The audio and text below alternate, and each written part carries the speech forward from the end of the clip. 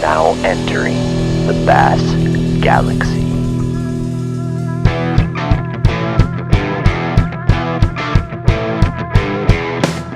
This is Teal's Bass Galaxy. I'm your host.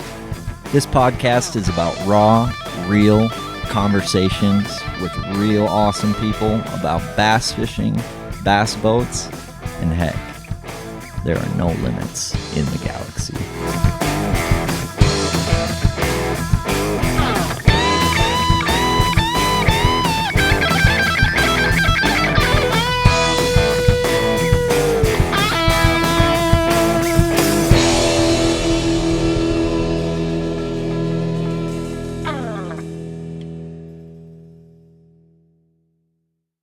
Attention all Bastronauts. This podcast is supported by the Bass Galaxy's title sponsor, Waypoint Angler Supply, the Midwest's new landing pad for hardcore anglers just like you and me. If you're looking for the sneaky goods you can't find anywhere else, look no further. Waypoint Angler Supply has the largest offering of JDM tackle in the Midwest, and they are right here in Minnesota on Lake Minnetonka. This is truly a place every bass fisherman in Minnesota needs to visit because we finally have a tackle shop in the state that's as dreamy as the ones you find down south. And the staff at Waypoint Angler Supply understands the various needs of us anglers, which is why you'll find the selection there so enticing. Ross and the folks at Waypoint Angler Supply are passionate about carrying the right stuff, providing an authentic customer experience, and they listen to the anglers. And it doesn't end at JDM baits. They stock all the top U.S. brands, as well as local Minnesota brands like Veselka Fishing and Customs, Arsenal Fishing, Bait Lab Custom Swim Baits, All Terrain Tackle, Bagley Northland, Outcast Tackle, and more. So stop into their store on Lake Minnetonka or visit their website, waypointanglersupply.com. That's waypointanglersupply.com. Use the code GALAXY20 to save 20% on your next tackle binge. Today's guest is a woman who has taken more of mine and my friend's lunch money than any woman on planet Earth when it comes to tournament bass fishing. She can catch them with the best of them, and she's competed on the FLW Pro circuit, the Silverado Pro-Am Bass Tour. You know, she's really competed in all the best stuff, and she's proven she can hang with the guys, and there's really no barriers to this sport. So, ladies, boys, gentlemen, listen up, because this is an underrated angler in our sport, and I'm really excited to share her story with all of you. Ladies and gentlemen, I'm talking about Karen Savick. Let's go. Hello, Bastronauts. This is a message of gratitude for myself, all your support that you've shown the Bass Galaxy and Teal's Bass Galaxy podcast, and just very grateful to all the guests and people who've tuned in so far. We want to keep this show rolling for all of you who keep tuning in. So it'd be great if you'd be willing to subscribe to our YouTube channel and support, all the great sponsors that keep the Bass Galaxy rolling and ever expanding. And always open to feedback, but your support is greatly appreciated. So hit that subscribe button, check out our sponsors, and we look forward to bringing you even more intergalactic content. Thank you. Well, I just want you to know I really appreciate you coming out here. I know it's a drive, and I'm the road warrior. Remember that. You're the road warrior? Oh, yeah. I fished FLW for umpteen years. I drove by myself all over the nation. Rawr, you're a pistol. Yeah, I love tell it. me about Well, it. I've been looking up to you since I was a kid, Karen. I got to be honest with you. So, and your story really isn't out there for people to really know who you are and understand really what you've done for the sport. And I think it's underrated, I guess, when I Google you. I mean, so I'm really just honored to have you, and I think you're an absolute hammer, and I don't think there's any woman I've ever competed against who has the skill set you have as an angler. So I have respect for you as an angler, whether you're a woman, man, whatever. So just really appreciate you coming out. That means a lot to me. It really does. You earned it. I mean, you deserve it, and I guess there there's not a woman I would have on this podcast before Karen Savik. So listen up, kids. This chick is the real deal, and she's a pioneer in the sport of bass fishing. So what I want to know, Karen, is how this all got started, because I just remember being a kid and seeing the Land O'Lakes boat. Yes, You know? that was me. Yeah, that was you. And there's this beautiful blonde woman driving and coaching this boat. And I'm like, and then she kicks my sweet ass in a tournament. And I'm like, who is this woman? Who is this woman? Where did you get started with tournament fishing? Where did this all like get rolling for you? It starts with a love for fishing, which I got from my father. Sure. And then I was given years after I had kids, got married, had kids, and then I was given a gift by my husband then for a guide trip on Lake Minnetonka. So I was given a guide trip with my friend, and while we were fishing, the guide, who was a woman, her name was Lynn Lichtenauer. She was also called the Muskie Lady. Okay. This is so many years ago. Wow. Anyway, she had a hard time getting a fish off, and I said, well, I could get it off. And she said, no, I'll get it. She couldn't, and that fish was going to die. I said, no, please, just let me try. So I got the fish off and threw it in the water, and she said, would you ever want to fish a tournament? This is exactly how it went. And I said, what kind of tournament? You mean fishing tournament? And she said, yeah. I said, I didn't know they had them. Well, what do you do? And so she told me about it, and we entered a tournament. I think it was $125. And so we went out, and we ended up out of 100 boats, we were 52nd. I remember being 52nd. So I thought, wow, that's pretty good for a first time. Yeah, no kidding. Back then it was flipping and foil with a worm and beads and a weight. With a bead and a weight. Yes, with a bead and a weight. And you just flip, keep flipping, keep flipping. That's all we did all day. This was on Lake Minnetonka? Yes, it was. Do you remember what year that was? Oh, Lord, no. Okay. Absolutely That's not. okay. We don't need to tell anyone. I really don't remember. That's so cool, though. So that was how it got started for you. Yes. And yes. was that like the lighter that ignited the gasoline on your fire? All day long. So Absolutely. that was addicting for you. I said, if I can make half the crowd, I could beat half of them.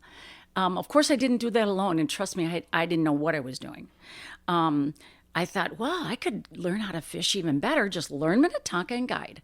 And so now I made a decision in my head. I'm going to do this because I can make the payments on a boat a guide trip a month. Just one guide trip a month. Who can't do that? Right. And so I thought, okay, I'm going to buy a boat. So I went to the bank and I said, I want to buy a boat. And so I need a loan. And they said, okay. So we had a relationship with this bank because of the original pancake house that we owned. Sure. And so I went there and they gave me a loan. And I decided I better get out there and learn a lake. Now, how do you do that? I don't even know how to do electronics. I didn't even know how to run the boat. Sure. So I took the boat and I said, okay, first thing I need to do is learn how to back up. I have no clue. So I I hitched the boat. I learned how to do that. And my husband showed me all about that.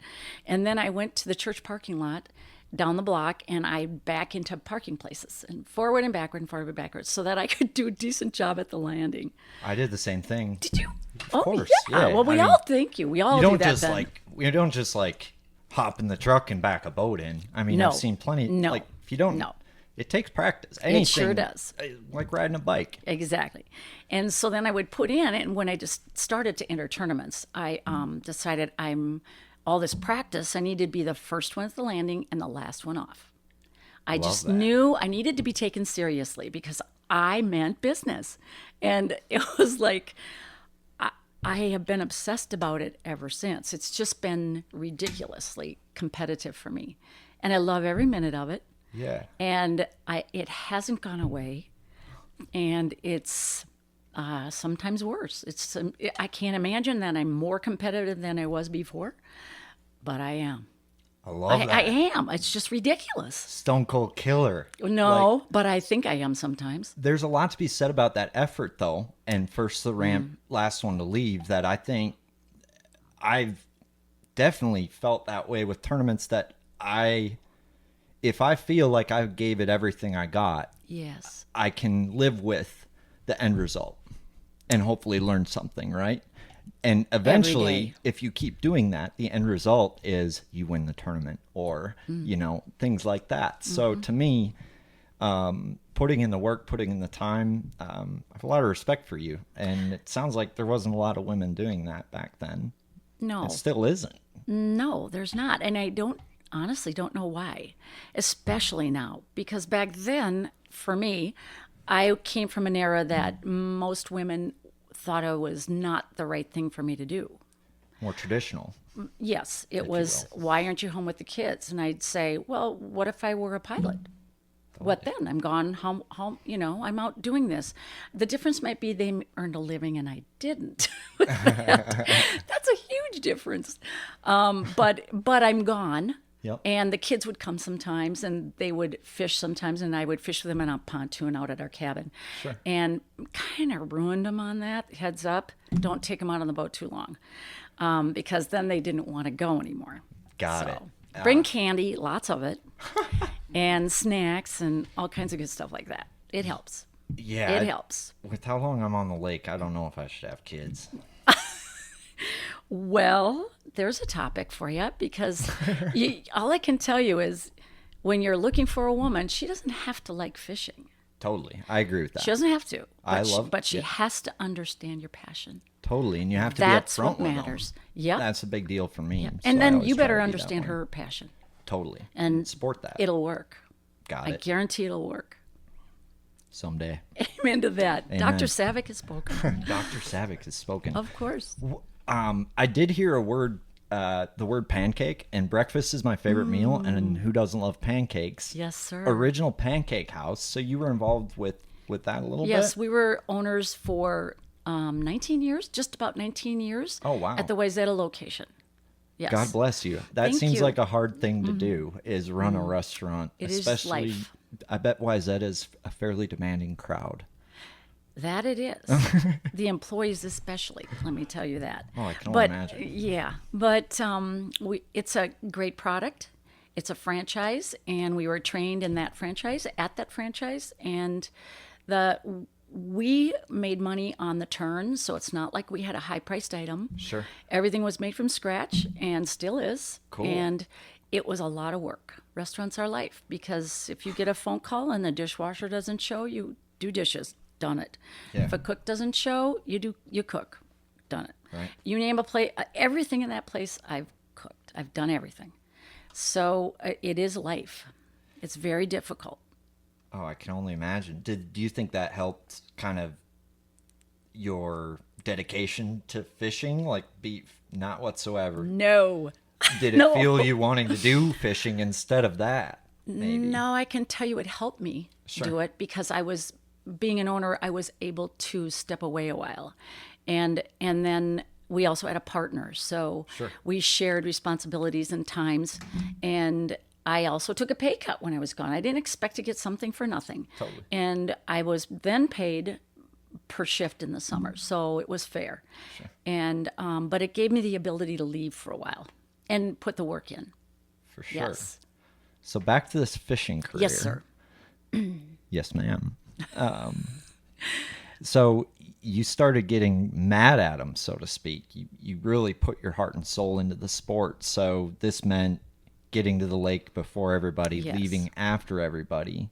Yes. Was this tournaments? Was this guiding? Like what kind of was the starting? That initial tournament was the starting fuel, but what then did you kind of roll with from there? Well, I didn't do much guiding. How about that?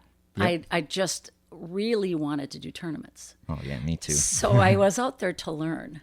And I had a guide trip or 3 or 4 or 5, I can't even remember. And then I had the opportunity then summer was over. Then the next year I had the opportunity to fish the Silverados. Do you remember those? I fished Hear them about as an them? amateur. Did you really? Yeah. Okay.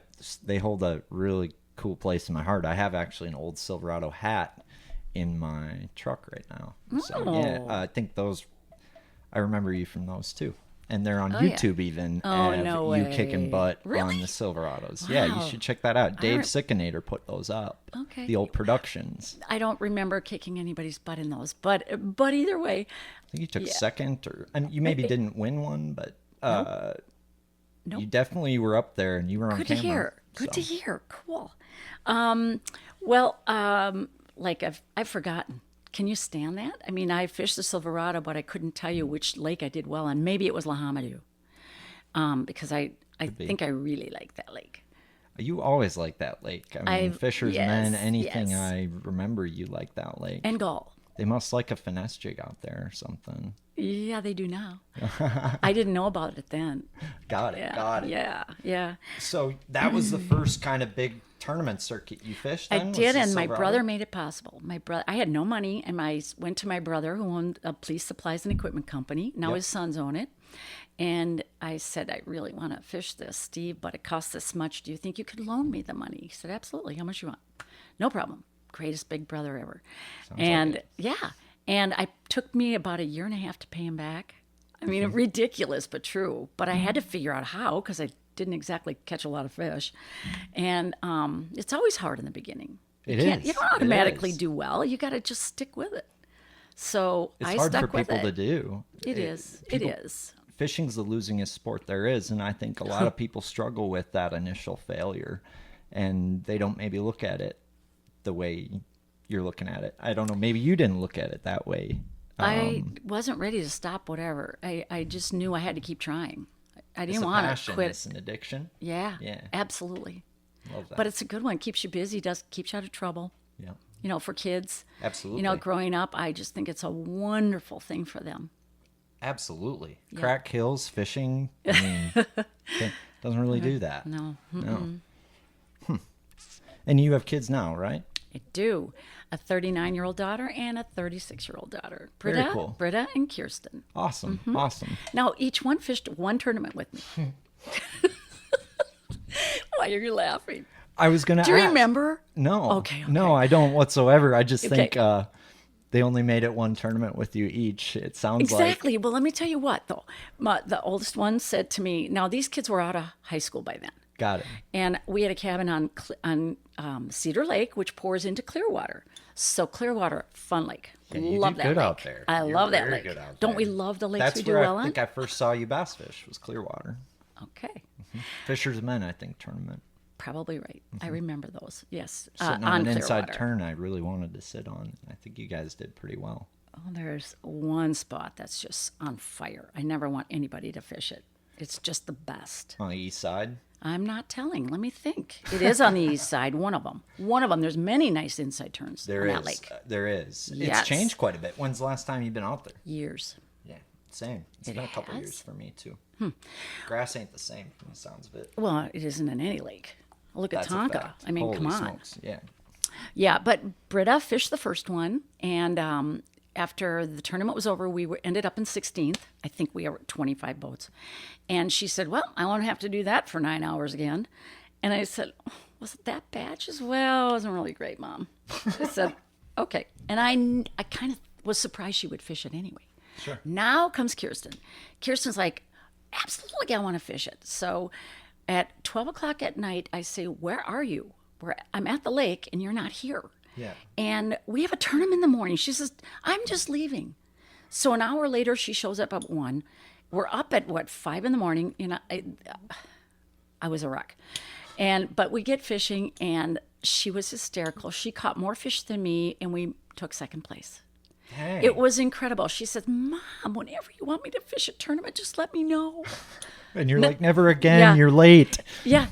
No, absolutely not. Britta did really well too. We just didn't do well as a team together. We just didn't catch many fish. That's all. That's Yeah. fishing, you know. Yeah. So why didn't they Like fish it? Well, you mentioned something I think earlier. We were maybe off the mic of don't take your kids or maybe we were on the mic. Don't take your kids fishing for too long, much. too Yes. young. Yes. Or It's then true. I get bored. That's true. And Britta was probably the most bored, and Kirsten was a little bored, but not after that tournament. She liked winning, though. She liked the money part. I told her I'd split it with her. And I told Britta, too. But, yeah. So, but they had fun. I think they really did. Kirsten especially. That's good. So Yes. was it, I guess there's a lot of parents that like try to mold their kids into doing, following the family footsteps, whatever that might be. I guess I've always felt like you have to support what your kids love, even though I don't have kids. That's kind of how my parents were with me. They didn't, they were very supportive of, what I like to do, so to speak. Was that a big deal for you? Did they find kind of different things they loved that maybe took away from what you were doing? It didn't take away from it. I was at every event and every soccer game, basketball game, all of them. Sure. All of them. And so I wanted them to be happy, and I just like you want your kids to be happy. Let them do what they want to do, Right. and then just support them as best you can. Yep. I was just fine with that. It's okay if they don't like fishing, Right. but I wish they did. Don't we all, right? Mm-hmm. I don't have kids, but if I did, I feel like I'd wish they liked fishing because it would allow me to go with them. Well, wait a minute. If you have girls, I would only get a call from the girls to say, Mom, would you take me fishing? There's this guy named Danny who I'd like to go fishing. He wants to go. Will you take us? So those are the only calls I would get. If they were interested in it, I said, well, how important is he? And she'd say, pretty important, Mom. Okay, let's go. So, yeah. That's funny. Yeah. Would you take that as an opportunity to vet them out? Kind of like, hey, I pretty took him fishing for a day. This is not the guy you want to be talking to at all. I don't know. I kind of knew my boundaries there, I think. Gotcha. I think. You never had one of them like ask for your number No. after Oh, a Lord, day of no. fishing? Oh, Lord, no. No. Yeah, that would have been an awkward It would have been conversation. very maybe. awkward. Yeah. No. I was way too old. They weren't interested in it. Makes sense. Yes. Okay, I Yes, got you. Yes. So Silverados, Yes. and all I remember, you had this Land O'Lakes route, and I guess how far were you able to take your fishing? And it seems like farther than I've seen any woman take their fishing career, so to speak, in like since I've been alive. Really, I can't think of anyone else. So Wow. Well, I started off with the Everstarts, which I had a really good first season, and it was wonderful. But I applied for a Land O'Lakes boat. Not for a Land O'Lakes boat. I went to FLW and I gave them a resume and I said I'd like to get a sponsor boat because I want to fish more tournaments.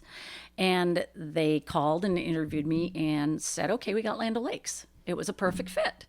And it really was. I mean, Yeah. Land O'Lakes, I grew up with that butter. It was the only sure. butter we'd use for our Christmas cookies, my Swedish mother. Yeah. So, I mean, it was a must. I didn't know if you had a contact from the OG Pancake House that you kind of made a call and said, hey, you know that butter we've been buying from you for these pancakes? Yeah. No.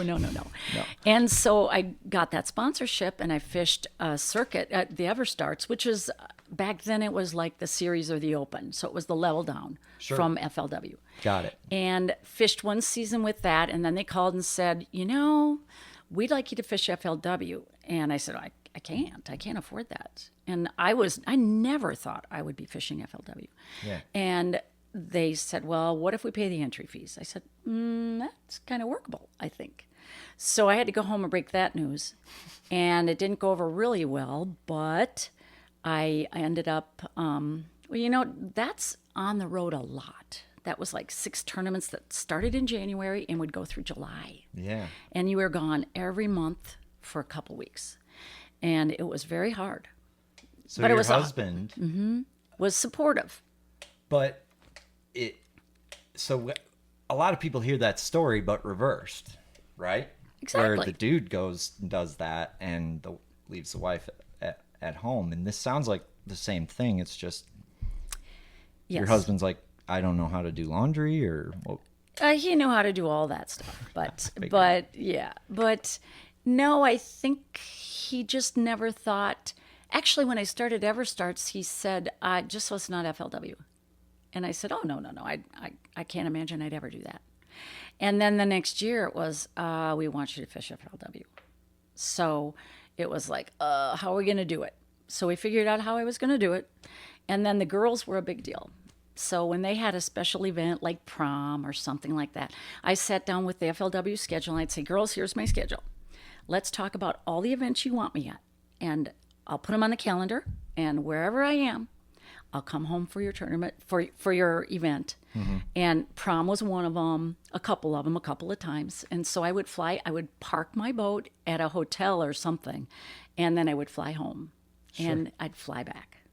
So it was cheap flying then to places that cost nothing to get to. So, just New York, upstate New York, you name it, weird places. Yeah. So it worked out. Louisiana, it was all over.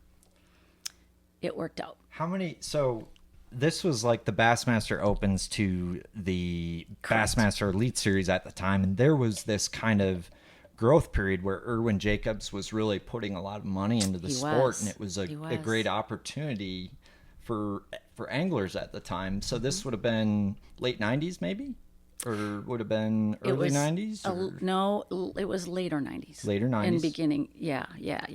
And these Everstarts, how many boats and how many other women, I guess, were competing? He started those then, but I was in a championship in Lake Martin and Alexandra, Alabama. Yep. And that was my Everstart season. And that was 2001. So maybe 2002. Okay? Yep. So, and Howie and our friend Arnie were also fishing in their own boats. And we all did that tour together, which was wonderful. It was so much fun. And Howie and I made it. So we went down there. And after that, it was FLW. So your question was how... Well, were there any other women competing in the Everstarts at the time? You were None. the only one. Zero. Got it. Mm-hmm. So that first year on the Everstarts, I guess you said you had a good year, too. Well, the last tournament, I was in 6th place in points. And I was on Lake St. Clair and, Erie. And I drove to Lake St. Clair.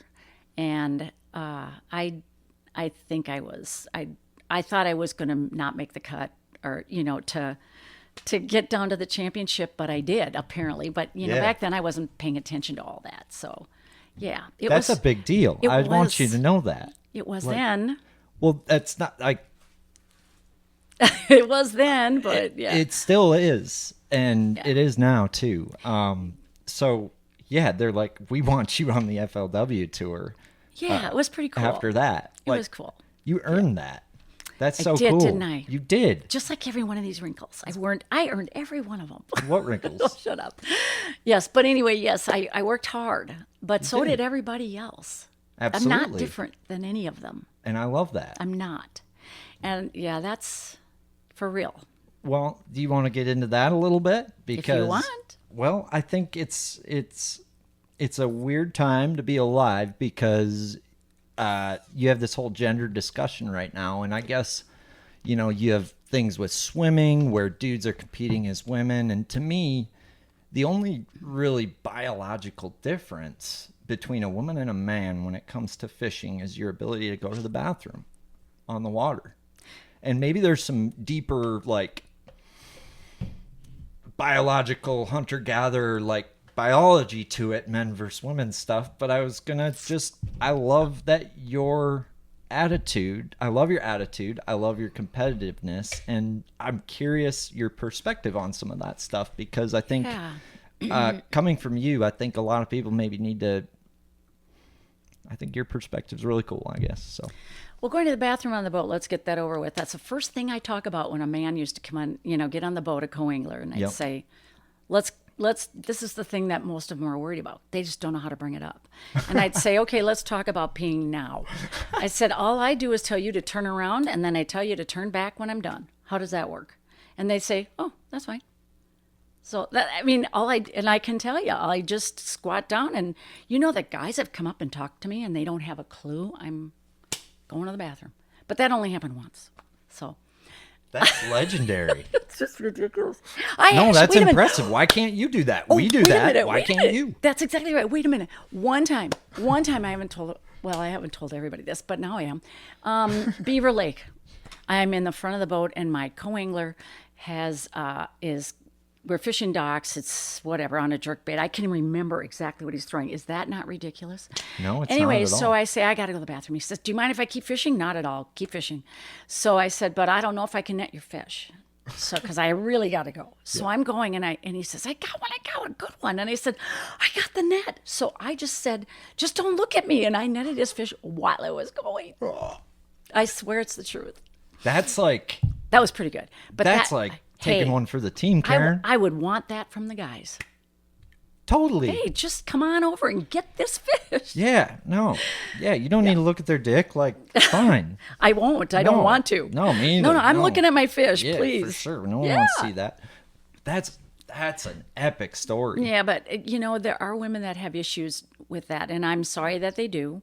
One woman that eventually fished the FLW Tour used to turn on music in her boat. Okay. And say, I'm going to turn the music really loud so you can't hear me. Pete? It was like, yeah, Just for that. just for that. It's like turn the water on in the bathroom too. I don't know. Anyway. So everybody is different. And then one woman will never, she was a co-angler, she would never go to the bathroom in the boat. So she wouldn't drink for the entire day prior. I mean, bad things. She'd take pills so she didn't have to go to the bathroom all day. So that's a phobia that's just ridiculous. They're not going to look at you. Well, there's a stereotype that women feel they maybe need to live up to, and I think they maybe feel like guys would think that's unattractive or whatnot. But I think, maybe I'm one of a kind, but I respect a human being who's, I guess, willing to just be themselves and whatnot. So I think that's cool. You were just ready to. There's no difference between you and a man in the boat, and you made sure of it. And No. I think that's wonderful. Well, good. There isn't a difference. I can tell you the hardest part for me about fishing is putting the boat cover on. That's it. It's awkward and heavy, and I don't like doing it. I agree with that. I hate it. It's not the most fun thing to do. It's my least favorite. I love rigging. I used to hate it. You like rigging boats? Rigging my rods for the tournament. Yeah. Getting ready. Ooh. Do you tie leaders? Oh, yeah. That's the only thing I don't like to do. Like, it's a tedious I love it. tack. Yeah, I love it all. If you get me into it, I don't mind. But what leader are you tying nowadays, Miss Savick? A double uni. Okay. I do the Alberto, which I don't think is that different from a double uni. But you got all these never people tried it. tying that FG knot, and I hate that knot. Well, I'm old school. Double uni. You don't have issues with that, I bet. No, never. I really don't. Sure. Yeah. Knock on wood now. No. Knock on ping pong. Oh, there. that's a good one. Yeah. It's right there. Yeah. So FLW, Yeah. you now are you the first woman to compete on the FLW trail? No. There was one other woman. I can't think of her name, but she quit when I started, so I never met her until she came back. Never heard of her. Shirley Crane. Okay. Out of Texas. Cool. Yep. She was a rancher. Okay. Yeah, I think somebody drove the boat for her all the time. I mean, she could afford to. I would have too. But but I didn't have the money to do that. But she was a really nice lady. So you were the second woman to compete on the FLW tour. Yeah, I'm pretty sure. That's monumental. Sure. That's like some Hall of Fame shit. No, it's not. Well, you said it was hard to, like, that was a concern your maybe husband had, was you fishing the FLW tour. How much different of a commitment at the time was the FLW tour compared to like the Everstarts? Because right now the Bassmaster Opens is pretty comparable in commitment level to like the Elite Series. So was it a lot different in your guys' eyes then from that standpoint? Like anything but the FLW tour? I remember you saying that, and it just has me curious. Hey guys, Gaff with Waypoint English Supply here. Just wanted to highlight the fact that we have the big bass resource right here. Obviously, everybody in Minnesota knows about Kitex and the littler swim baits like these bait labs here, but we're here to have the big baits here in the store. We got Huddlestons, we've got the dangerous swim baits, the jointed claw glide baits, and the bull shooter glide baits, but it's not only the baits. We've got big rods, big reels, big line, and all that good stuff for you guys to go ahead and chase your biggest fish of your life. So swing on into Waypoint English Supply and get hooked up with the biggest tackle around. This episode is brought to you by just north of Memphis Barbecue. This is World Champion Barbecue. If you smoke meat and you don't like good barbecue, I do not know what to tell you right now besides you need to try some of this stuff. They've got their rub. They've got their sauces right on their website. They've got their famous dry rub award-winning seasoning that you could put on ribs, brisket, pulled pork, chicken, wings, anything you like to put on the smoker, on the oven, on the grill, any meat you like to cook, you need some of this dry rub seasoning in your life. But don't forget the sauce, because that's award-winning world champion sauce here. No matter what flavor you like, they've got 3 different sauces, and they are all good. You can drink them straight out the bottle. We've got Sweet Christie's for all you sweet-loving barbecue folk. We've got Christie's Mischief for all you spicy bass anglers out there. And then we've got Christie's Gold. And they'll sell all 3 of them in a combo. But you need to go to their website right now. It's jnomemphis.com. That's jnomemphis.com. Dry rub, sauce, barbecue. Let's go! Yes. I can't even tell you the exact answer for that in his mind, but I had a sponsor to be responsible for. Yeah. And I needed to do the best I could for them, not just me. Yep. And I knew it took more time practice to go to all these places I'd never been with all that money on the line that wasn't mine. Totally. That I need to put in more time. Yep. I was putting my Everstart money on my own money on that line. Got it. And I had control over how often I went, how long I went, and I talked with Howie and Arnie, and we would say, when are we going to all go? And we had walkie-talkies when we drive, and it was a blast. And we had a great time. We did very well, but it's different. It's different when it's not your money. Absolutely. There's a lot more weight to that, or a feeling of total weight. responsibility. For sure. Not just that, driving too. You had to be a good driver. There's everything about it. Yes. It is not you that you are reflecting anymore. It is them. And look at with the Land O'Lakes boat, it screams Land O'Lakes. I mean, you can't hide it. Sweet creamery butter. It's exactly right. Yeah. The best. The best. You salted or unsalted butter? Salted kind of gal? Only. Amen, brother. Amen, sister. Everything's salted. I agree. Yeah, we need sodium. Yep, we technically. do.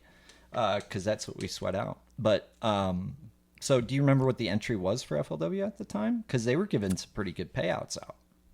Yeah, I cashed a couple $10,000 checks, so that told me I knew it was pretty expensive.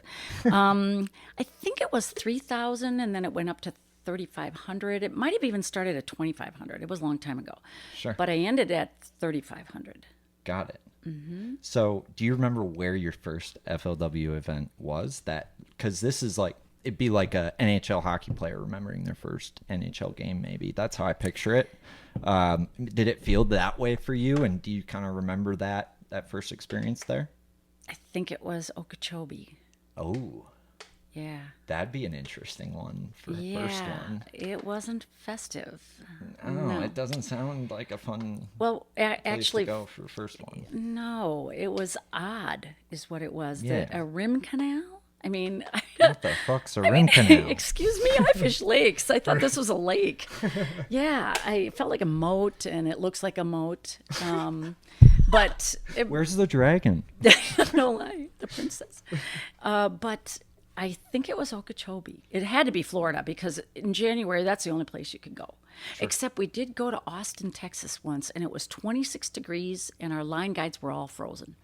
You know what you do then? Swish it in the water. That's a good trick. That's it. Yep. You didn't throw some Land O'Lakes around the guides? No. Crisco them or whatever? No. What was that like, though? Was it intimidating? Or were you... Every step of the way. The whole time? Here's what I won't ever forget. The first meeting when they're doing pairings. They didn't, our phones weren't like they are. We Yep. didn't do texting or any of that stuff.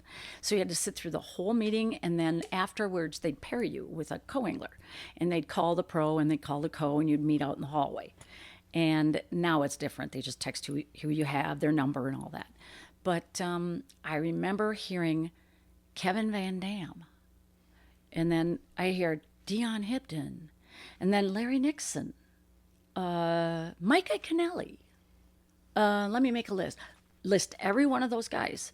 That's who I was fishing against. Bobby Lane, all of them. And I sat there and I said, "Oh my gosh, what the heck am I doing here?"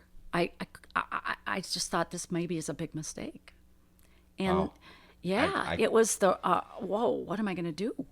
Sure. And the poor souls that got paired with me. I mean, oh my Lord, when the options were so wonderful. I felt bad for a couple of years that guys would get paired with me.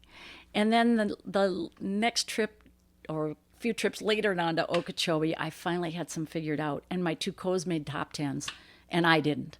So, Sure. but in fact, I didn't even make a cut. It was ridiculous. I found fish, but catching them changed. And I didn't. It's a hard sport. It's a humbling sport, and Yeah. I guess there's most males have felt the same thing. There's a very small percentage of people who haven't probably felt what you felt on tour, aside from the fact that there's that female angle, and you'd overhear things or something, or you maybe felt. To me, that actually, I take back what I said a little bit, because I feel like it's maybe is different feeling if you're a woman, because I'm not a woman, so I don't know what it feels like to be a woman, if that makes sense. So I don't not know what trying it to feels like to be a man. So I couldn't tell you if it's different. Yeah. Is there a circus in your boat all the time? Well, there it is in mine. I used No, to. yeah, we're not so different, you and I. I thought. No, it's pandemonium. Yeah, Oh, exactly. Well, we okay. actually called it the shit show boat. Howie and I do, because it's ridiculous how bad it gets. And I used to think it was just because it was me. I don't think so anymore. We talking like rods everywhere, or are we just talking like... Everything, just everything. I love that. I feel that way. Oh my gosh. One tournament on Green Lake, the wind was blowing and my line got in the trolling motor 2 times. And finally Howie said, "Get me on that motor." So just get me out of this one area. I just was so frustrated I couldn't even think. So I've felt Yep. that. It's a feeling everybody feels. I actually don't think that's women or men stuff. I think fishing turns people into crazy. crazy. I try so hard to stay calm and good to myself, because I'm so hard on myself. I am. Me I get too, mad at yeah. me. I do too. I get mad at me. I think that's also what's made you successful as you are, because you push yourself. And I like to think that about me, or at least that's how I justify me beating myself up or being hard on myself. And I think there's a difference between holding yourself to a standard and being hard on yourself. And I think I struggle with that. And I think we all struggle with that. But I think you're a competitor. And I think competitors have a natural tendency to be more on that side of the fence of being very self-critical and very hard on themselves, because that's what it takes to get better and compete. Maybe. So how many years did you fish FLW? I think it was, and I say I think, because the year after the Everstarts, then I fished until through 2008. So That's a that while. was, that was like 6 years. Yeah, that's so cool. 6 years, I think. And I stopped not because I didn't want to do this anymore. I stopped because my father got ill. He passed away. Then my niece got ill. She passed away at 34. Then my mother was ill, and she passed away. So 2008 wasn't exactly like the best financial time. It was the times worst. to be fishing either. With It was the gas, worst. and Yeah. It was the worst of times But in that regard. I couldn't have had my head in it anyway. So, and I said, I can only imagine. Jeez. And then you just need to be home and take care of family and who you love. And then you just step away. So I never stepped back. I just said, I think I'll stay around here a while. That was a tough year then. Like holy smokes. That way, yeah. Yeah. The hardest time was after all that happened, but not going back to fishing. That first year was pure hell. Really? And so is being without your loved ones. Yeah. But I meant we're talking fishing, then it was horrible. It was horrible not being there. You felt like kind of there was a hole in you or something missing. I feel like I'm not done. You still feel that way? I still feel that way. I love that. Yeah, I'm never fishing that again, probably. I can't imagine how. Right. But I'm not done. I love that. Oh, yeah, baby. That's what's up, Karen. I'm just not. Karen, you're not done yet. And I know it I hope because not. I think you still got it. I think you still got it, darling. Well, let me tell you how come I maybe don't have it. I don't have all the electronics everybody has because I'm stubborn. I actually have everything I need sitting in boxes, and I'm not putting it on yet because I don't want to stand there and stare at that stuff. I respect that. And I'm not saying I'm not going to, but not this year. I fought it. Last year was my year where I'm like, Okay, you give? I gave last year. I'm I like, give. tap out. That's right. Give me the live scope. Give me the live scope. Yeah. Need it. Well, it was like the decision of know, like, I okay, know. it's a tool, not a crutch, right? And I think we all have when you turn that thing on, you realize how many fish are swimming in the lake. And it's like that ultimate temptation to just mesmerize with it. And I think it's you have to go into it knowing that there's a time for it and it's a tool, not a crutch. Because I think there's a lot of anglers out there that kind of get lost and think that's all they need to do. And I guess I talk to a lot of people who win big tournaments, and I don't think that is the sole difference maker, so to speak. I think that thing between your ears is still the greatest I gift sure you hope got. so. Well, I'll tell you what. After we had done well on woman one year, the next year, a guy in his boat, with no names, said, "Hey guys, how come you don't have any live scope and you don't have this? What do you think you're going to do?" And I said, "Well, sure didn't have it last year either. How do you think we're going to do?" I mean, it was like, shut up. Who says that? Yeah. Somebody who's quite cocky. That's I all. got you. That's We'll all. leave it at that. Oh, yeah, I would never say who. Yeah. I wouldn't. I just wouldn't. So 2008, Yes. back to that. That was a weird time for tournament fishing because that was like the end of that kind of glory time of the big payouts and that kind of coming Right. up time. The Yes. economy kind of killed a lot, I think, sponsor dollars and the support that trails and anglers had at the time. So did you kind of transition more locally after that point? Because it must have been between 08 and 11 when I started fishing against you. So it must have been like kind of when you... Yeah. So you took a year off of tournaments, didn't fish a single one. No, I didn't fish FLW. Got it. That's why I'm not done. No, Howie was game to be a partner at home. Well, we were partners, but now I could fish whatever circuit we wanted to. So we started with Fishers of Men, and then we went to Bass Nation. I do believe that's how it went. We might have fished a few Everstarts here. I mean, BFLs here and there, maybe. But I wanted to go out of town.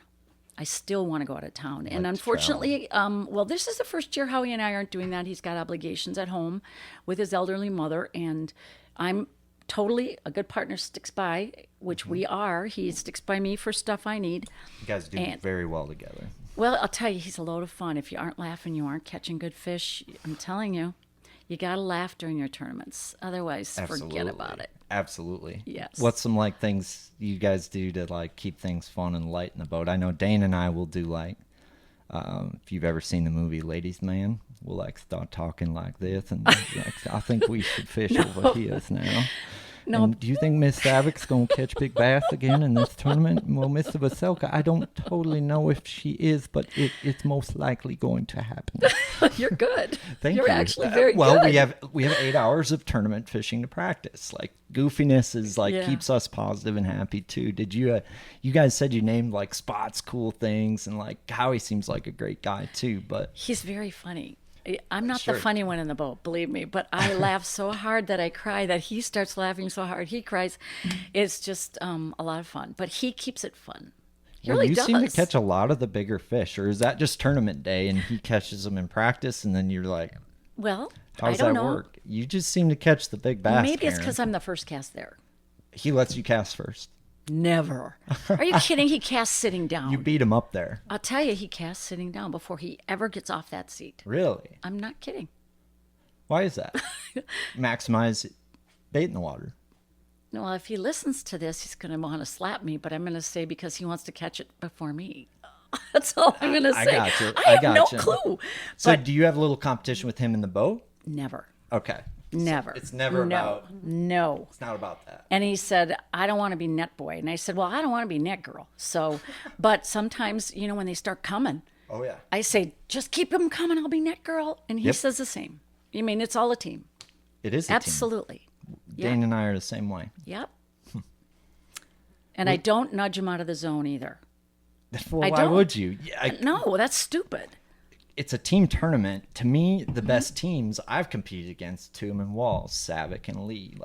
And there's so many more. But that's two people who both have great abilities putting their heads together to weigh a combined team bag. And Mm-hmm. to me, if you want to compete in that format, you need that. And you need a good team partner that you vibe well with, because I agree.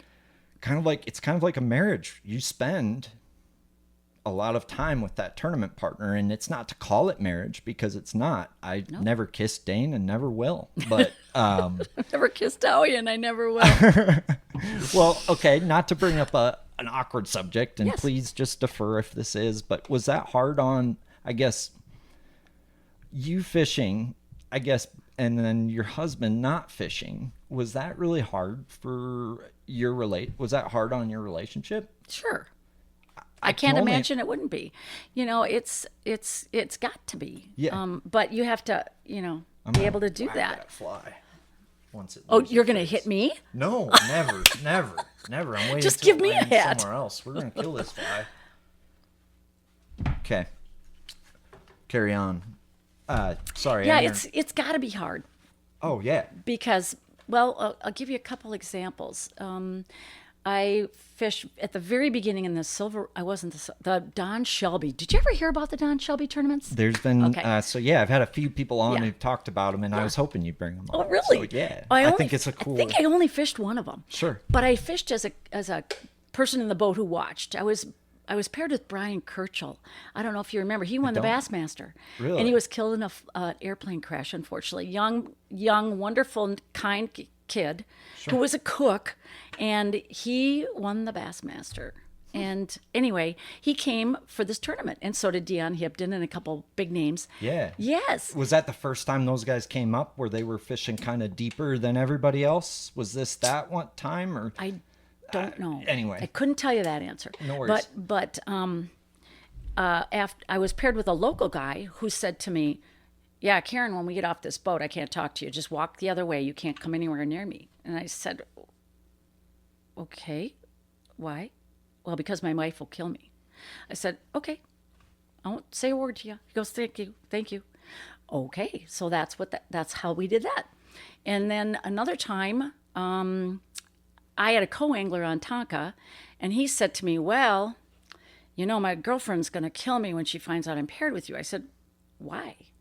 And he said, "Well, I don't know, she just will." And I said, "What does she think we're doing on this boat? Do you think we spent $500 or $350 to come out here Yeah. and do not that? fish? Right. I mean, come on." Yeah. And he said, No, but when I'm off the boat, I'm just going to leave. You can weigh the fish, and I won't be back to the boat, and I won't talk to you. serious? I'm dead serious. And I said, "Honey, time to get a new girlfriend." No shit. He wasn't married, and he just said, "Oh yeah, no." So I thought, okay, whatever. And it's not my problem; that's their problem. So She's got my balls in her purse. I wanted to say something like that, but it didn't come out like that. No, you gotta be cordial, and I did. You just met I this did. guy, and he's like, that's Honestly- that's gotta be weird. There's nothing you can change. So it's like, why? Okay. You just say, okay. That's gotta be weird. I'm sorry. It is. Yeah. It is. Yep.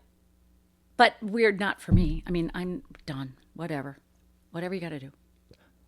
But your relationship, so that was the people who got paired with you, but did you ever catch any flack from your husband for... Never. That's good. Yes. That's good. Never. He was very supportive, even though I suppose he didn't want to be.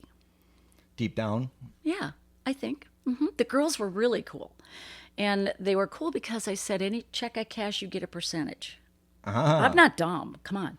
And they were always asking how I did. They were always asking how I did. And I said, well, listen, hon, girls, Yeah. You help me, I help you. Well, that's how a team Absolutely. works. Yeah, and you wanted it to be a family. You wanted your family behind you, and you wanted to let them know that you're not just doing this for you, but you're doing this because you love them. And if it's a hard thing to do, because you don't want your kids to. You want to be there for your kids, but you don't want to have a missing part of your soul, so you can. You know what I mean? It's a really tough thing to balance, and I think a lot of anglers struggle with that. And I think I don't think it's a glorious sport as far as what it actually is fishing professionally versus what maybe people think it is watching an Elite Series event or something like that. It's really it's a tough career. I don't think. Well, here's the deal. It is the hardest thing I've ever done in my life. I'm 68. I have had hard things in my life. This is next to childbirth, as every woman will tell you. I can only imagine. It is very painful. It was very difficult to fish like the FLW Tour. Hardest thing I've ever done. And from the guys down south are very polite and very respectful. So that part was really special. And the hotels, I was lucky enough to have a few anglers there that I could say, would you guys just keep your eye on me? Make sure I'm okay. Yeah. Make sure I'm out at my boat in the mornings, and just to make sure I'm okay. Absolutely. And they always did. I only bet had they did, Yep. yeah. And I only had one time where a drunk got in my face, and another angler took care of them. So it was really great. And it was in the evening, we're all out at our boats, and all of a sudden, whoa.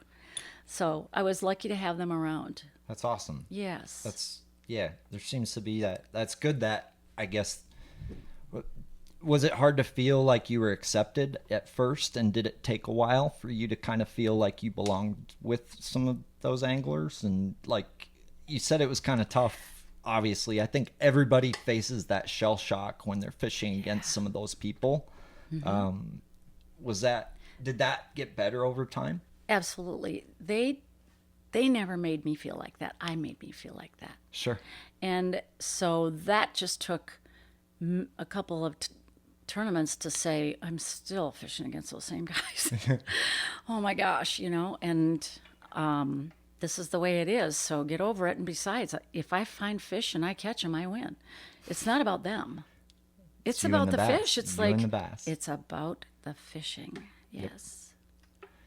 Is that kind of, I just kind of think of Happy Gilmore and Happy Place when you say things like that. Did you have like this kind of, because I know you're hard on yourself and you're a pistol. So, and I'm really hard on myself. So it's hard to sometimes calm yourself down when you need to. And did you have anything that you would do to kind of help you get back grounded or get back to where you felt you needed to be mentally? All the time. that? And I'd Yeah. pray. Okay. I'm not kidding. That's wonderful. I pray now more than ever, but I'd pray all the time. That's awesome. I love that. It would completely calm me down. That's wonderful. And sometimes I would be so upset I just didn't pray. But, that was just a bad time. But there's been rough water. There's been all kinds of times that you need to do that stuff anyway, if you believe, anyway. Absolutely. Well, Yes, so. not to interrupt you, Karen, but I have to use the restroom. Could you take me to shore quick, please? Well, I've never had to do that, but I sure will. Thank you so much. So I'm curious, what was the first lure or technique like that you got confidence in bass fishing? Because the sport's changed a lot over the years, and it seems to be changing a lot faster nowadays. And you said you're fighting the old live scope, which I respect the heck out of. But I know when you started, you mentioned you actually were with a woman fishing guide, and then you fished a tournament flipping milfoil. what was kind of the first thing you got confidence in? Because we all have kind of that one thing that got us going. Jigworm. Love It's that. just a jigworm. Yep. Love that.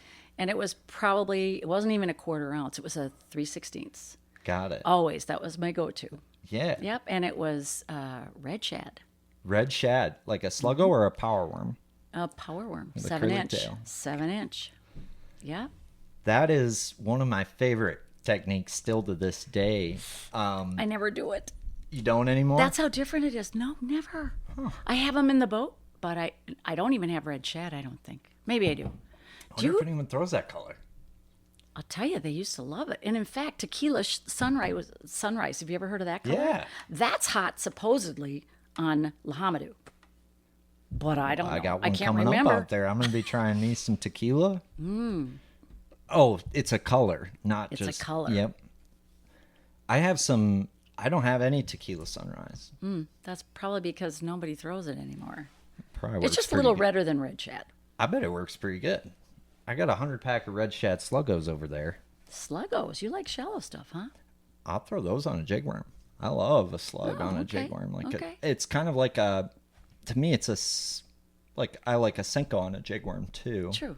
And it seems like they want, like, the curly tail falls different than the Senko, and they each fall a little bit different. So like on a 3/16, I mean, if you're throwing a 7-inch versus a 4-inch, the fall rate is going to be different, right? So it seems Yes. like you can maybe use that same jig head and put different things on it and have the same result, or you can use the same worm and use different size jig heads, right?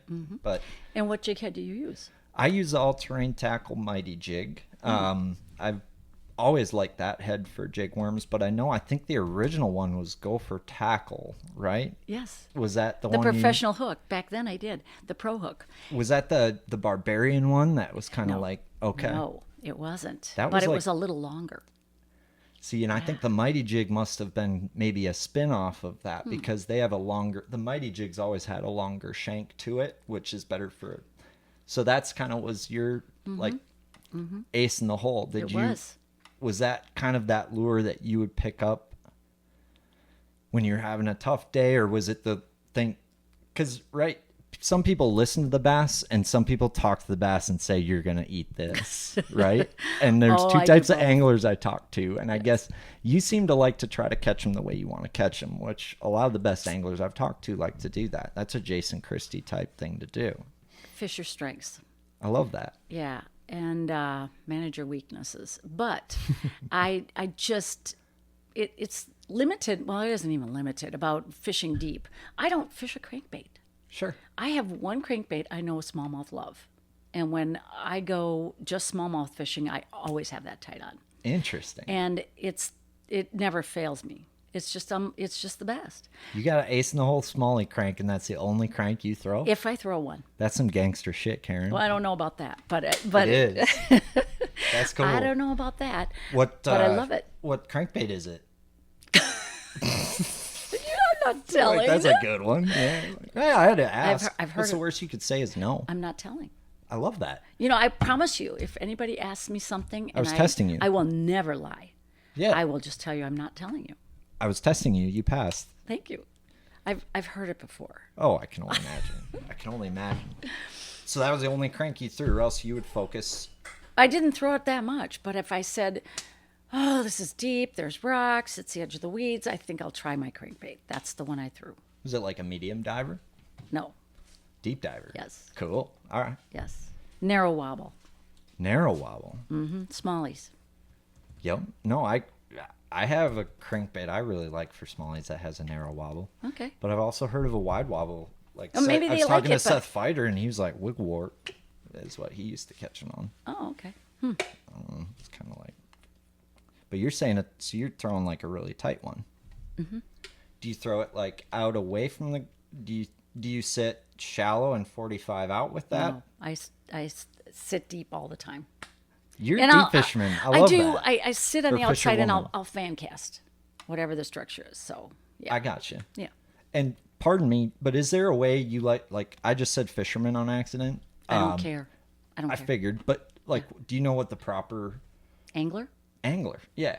So that's Forget much it. better. Forget it. No. Fisherman's great. Fisherwoman? No, come on. Anglet? No, I'm not into any of that crap. No. Princess? You don't like that either? No. Me either. No. That's good. No. Okay. I like that you fish deep, though, because I personally, that is kind of my comfort zone, is offshore, deep, methodical.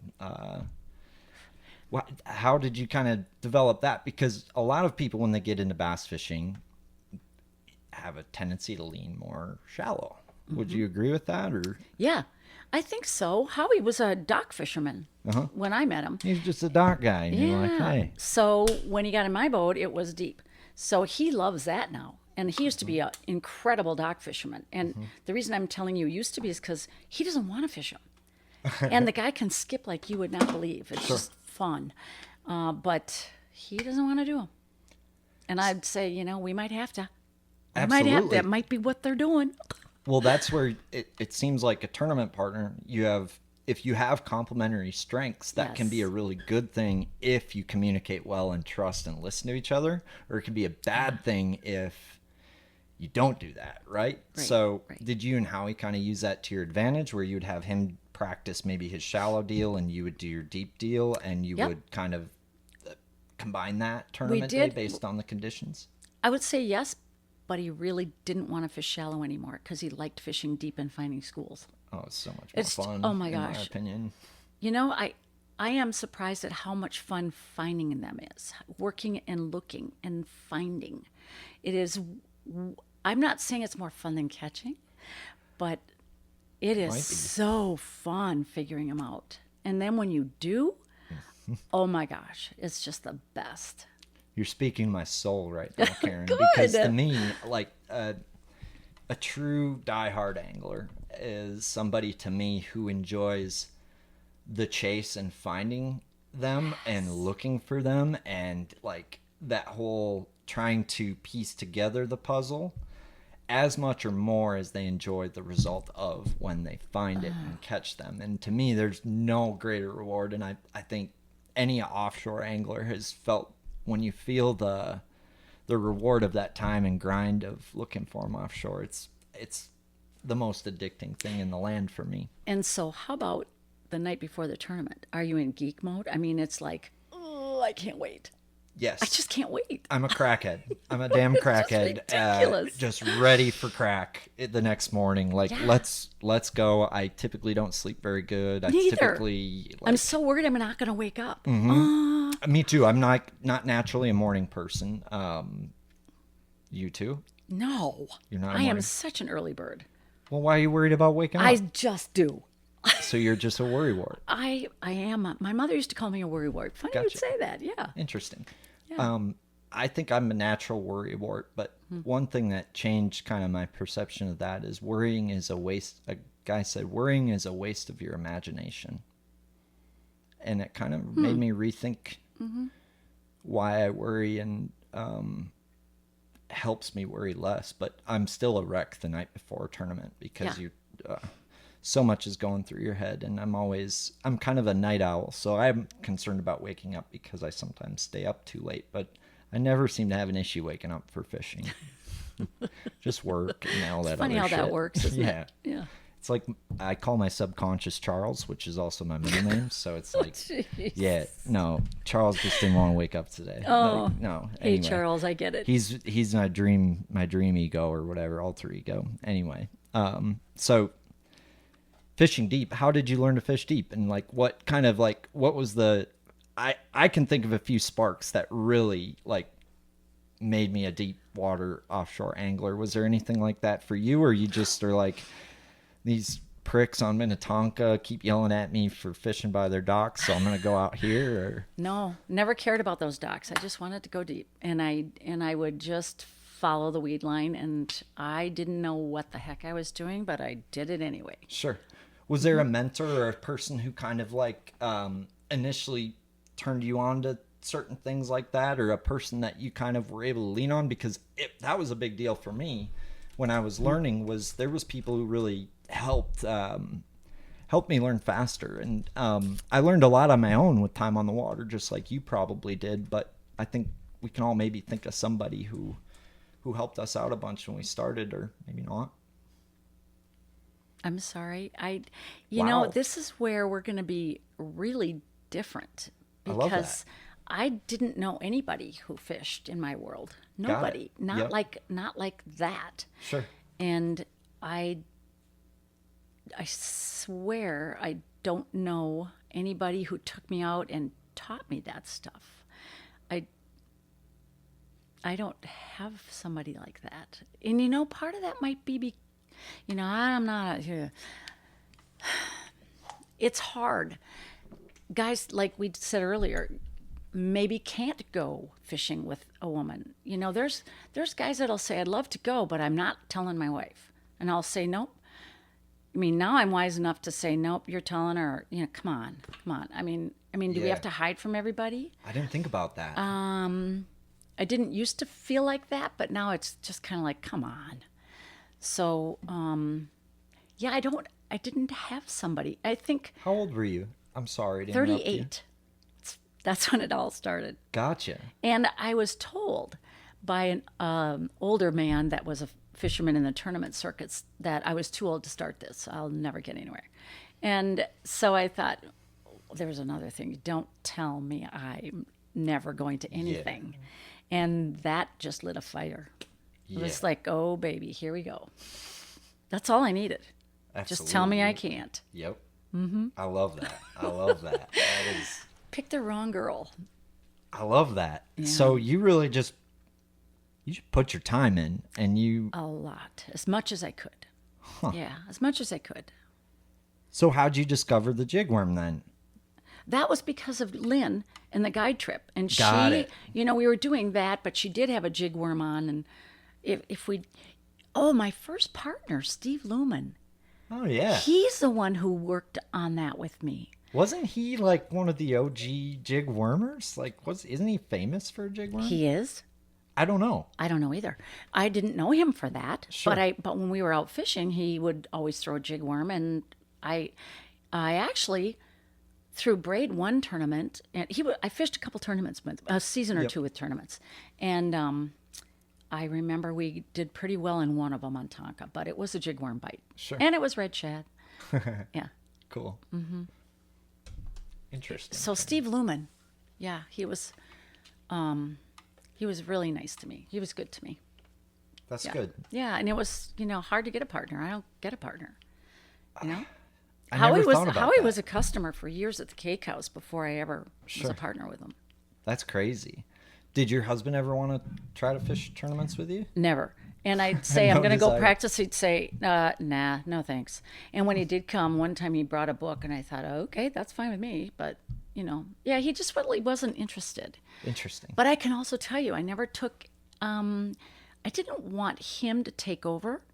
Didn't know if he would. He's an outdoorsman. He wasn't, he still is an outdoorsman. I'm not married to him, but he is an outdoorsman. And I guess I was afraid he would take over and want to tell me what to do. So I said, I need some time on the water before you get in the boat. I want to know more than you. I just come out and tell him, I have to know more than you. Yep. So I did that for a part of the summer before he was allowed on the boat. I love that. So that was like your thing. Like you needed your thing. That was your thing. Exactly. I love that. Yeah. I think everyone needs that. Something. Absolutely. Yeah. They're really good at it. Was that Or kind of lacking? good at in their world, anyway. Sure.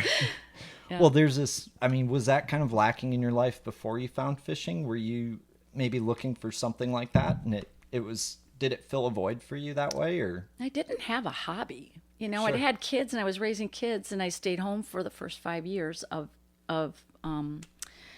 all of it. And then I went back to work part-time and then full-time. And hobby-wise, it's pretty much go to the events, the kids stuff. Sure. All the Oh, yeah, games and all that. absolutely. And they were in junior high by the time I started fishing and I traveling. gotcha. Yep. And then that was very workable too. They were very understanding. They were so busy. Whatever, Mom. Really, they did. Sure. Because you lived around Tonka, I think, or near I do there? now in Minnetonka, right on the edge of Minnetonka, St. Louis Park. But Oh, I grew cool. up in St. Louis Park. Sure. Sure. Yes. Awesome. And I believe you wrote a book, if I'm Oh, not Lord. mistaken. Let me tell you about that book. I want to hear about it. Oh, please. I was on the road and I got a call from a guy named Tim Lestmeister. Wonderful guy. Yep. Just love him.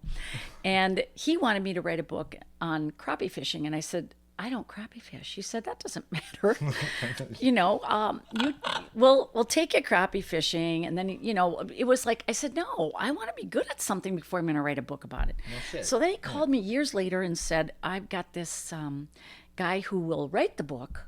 You just narrate, you just have interviews with him, and then he'll type it all up, and then he'll write it as, and his name is on it. And I said, I really don't want to do that. I just don't want to do this. And he did a couple of interviews and then wrote a book. And I don't even remember, it was nothing for me. I mean, I didn't want to. I didn't feel knowledgeable enough. I didn't feel good enough. I didn't take it seriously because... What year was that? I don't know. Wasn't a highlight for you. Told you it wasn't significant, and maybe it should have been, but at that point in my life and what I was doing, it was not. Yeah. It was not. I got you. It didn't feel real. I could understand that depending where you were at. I think it sounds like you're pretty hard on yourself. Because I think you maybe sell yourself short in your abilities, and I guess I think most people do. I'm that way, do. so I can relate with that. But so were you able to, I guess, benefit a little bit financially from that? No, not at all. No, yeah, fuck they were. That book. Yeah, thank you. No, not at all. They sold them in. I don't even know how they sold them. Yeah, I honestly don't. I mean, I get a letter every year from them, and maybe they sold 10 books or something like that. Yeah. Well, we thought about promoting the book, but instead, But you thank could you send anyway. Karen a check That would work really well. because she spent a lot of time on that book. No, and that's not meant to be an insult to the writer or Tim or anybody. No, Tim, you're fine. It was that I wasn't into that, and nor did I feel wise enough to be having a book. Period. Yep. I think you're wise enough, Karen. I think you've taken enough of my lunch money that you've definitely earned that so in my happy. eyes. I'm so Are happy. you? Yes. Good. I just love it. I love hearing it because I just don't have, phone calls with the guys saying, hey, good job, or anything like that. No? No. You I have deserve to feel that. There's a couple, 3 guys that'll always call or text. That's about it. Well, that's why I wanted to have you on here, is because I think your career is something special. I think it's something that men and women can look up to. And I think that it hasn't been properly appreciated or celebrated. And I think what I like about this podcast is I'm able to have people on that I want to talk to. Not that other people tell me I want to talk to or anything like that. People that I truly either look up to or I'm curious about. So I'm just... Yeah, I think you deserve to kind of enjoy what you've done and appreciate what you've done. And I know it sounds like you're not done. So, Oh, I sure hope not. I don't think I am. what's on your, what's this? Obviously, you're know. not done, but what kind of feels unfinished for the business in your mind? For a while, it was going back to FLW or somehow getting in or qualifying or whatever, which is now MLF. Right. But I also drive Tom Mansour on the road and dog sit for him and all that. And I get to practice. Used to get to practice. And they said, you can't practice. I said, I'm not driving you if I can't practice. He's a hell of If an I can't angler. be on the water, I don't want to go. Right. And, it was like, well, let's talk to the directors. And they said, well, we have a special thing that you have to sign off on all kinds of papers, and then you can be in the boat. You can't lift a finger. And I said, well, I'll go if I can be in the boat anyway. I'm not going to sit in some dumb hotel No. and, twiddle my thumbs. It's just not going to do it. Not for all those miles. Hell no. And that's a killer. It's hard enough sitting in a boat. And then you can't. In practice, you can say what you see. No, not in the official practice you can't, which like look over there. You can't do any of that stuff. Sure. So that's really hard too. Yeah. But I don't do it because I'm not going to risk anything for anybody. Sure. Not for him. I don't want anything to happen. Well, Tom's a hell of an angler. I'd love to talk to him sometime too. But so that's kind of like what's maybe on your horizon is some MLF stuff. No, Or no. I know that it's passed, but I feel like I'm not done. So I'm going to sit here and say to anybody else, why don't you go for it? But that would mean sponsorships. And that's always held me back, thinking I'm maybe too old, that people don't want to sponsor an old lady or an old man or... People don't want to sponsor an old lady, but they might want to sponsor Karen Savick. Yeah, right. Well, I don't know. I haven't even tried. I just haven't even tried. So I really don't have that fight for a sponsorship left. I'd love it because it is a big commitment. You know, It is. It and is it's a a big financial commitment if you don't have that sponsor Yes, stuff. it is. And so it's the type of thing where you wouldn't probably be willing to make that commitment without sponsor backing, and then Correct. getting that sponsor backing requires Correct. a lot of work. And Yeah. it is. I think every angler is struggling with that right now. And sport, it's a different sport than when you started. I guess I can see that from my eyes, but I guess I'm curious how the sport's evolved from your eyes, because obviously you've experienced a different world than me that way. You know, you wondered earlier about being a woman fishing. Yep. And I thought way back then that by now there'd be a bunch of women in these tournaments, and there's not. And I don't understand. I was going to ask you why that is. You know, there's for a couple of tournaments I fished a women's tour after FLW. Did it on my own. I didn't go for sponsor stuff. And I said I don't want to fish just against women. I want to fish against everybody. And I don't know that women know anybody can enter these things. Yeah. Anybody. Anyone. And you don't have to whine about not fishing with men. It's like, well, why not? There is no difference. We talked about that. Yeah. But fear, I'm scared every new lake I go to, even though I love new lakes.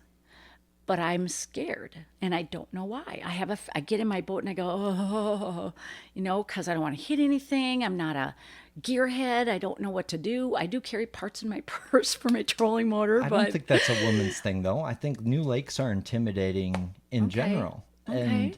And when we qualified for Hartwell, I mean, that was a that's a big, fun lake. scary, but it was intimidating, right? You're going up against Yes. all these people who know what a shad and a herring is, and you're like, where are the bluegills and and there was but it's a lot of water, and I can't imagine that feeling for you at that time, because I've only felt a sliver of it, and I guess I want you to know that there was maybe a little extra intimidation for you being a woman, and that part I don't know, but I think fishing is an intimidating sport for men too, I guess, but I can't. Yeah.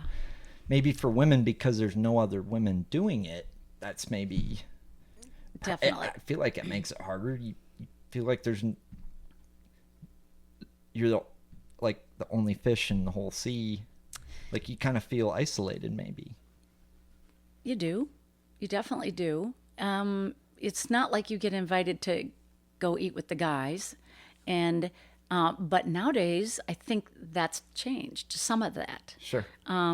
At least from what I see on some posts. But I don't post much. It's all about my grandkids, or if I do well in a tournament, but I don't post about me, about everything.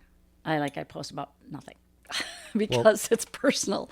I But, hate Facebook, and if there wasn't a podcast and my fishing stuff, I probably would never post on it. No, but women, and I think they want to fish, but I also think they're held back by maybe their significant other who would not like that to happen. But men are more comfortable because it used to be a men's sport. But you don't have to fear any of that. Traveling around the United States right now alone, I'll tell you what, I never drove at night. I would shut her down at 8. I never went through the night because I didn't want anything to happen on the road. Yep. And you just have to be, careful. Mm-hmm. And the neighborhoods you stay in and the hotels you stay at, that's work. Mm-hmm. But that can be done at home now. It didn't used to be like that. Sure. And so I don't know why they don't. Maybe money. But then we need to get sponsors. How do you get sponsors? Well, you have to kind of start your job here at home. and you start fishing other tournaments around here. It's not like we have FLW anymore. Right. You know, that was a local company. Yeah. And the dirty little secret is I knew Irwin from the original Pancake House too. And so I know why they took my interview. I'm not dumb. And maybe some people know that. But I think part of that interview was because of that. Sure. But now that I've got it, I felt I owed and I need to earn it. And so I worked extra hard because of that. Yeah. And I wanted to make him proud too. Absolutely. And he really was. It was it was cool. It was You had cool. a lot to offer the sport, I think, and I don't want you to sell yourself short because, Karen, to me, sponsorships, things like that, it is about separating yourself, and you did that just by being who you are. And I think you had a lot to offer the sport, and I think they saw that in you. And I think it wasn't just because you knew Irwin from OG Pancake House. I think it's literally because you were different. And I think Maybe. people saw something in that. I can tell you I did.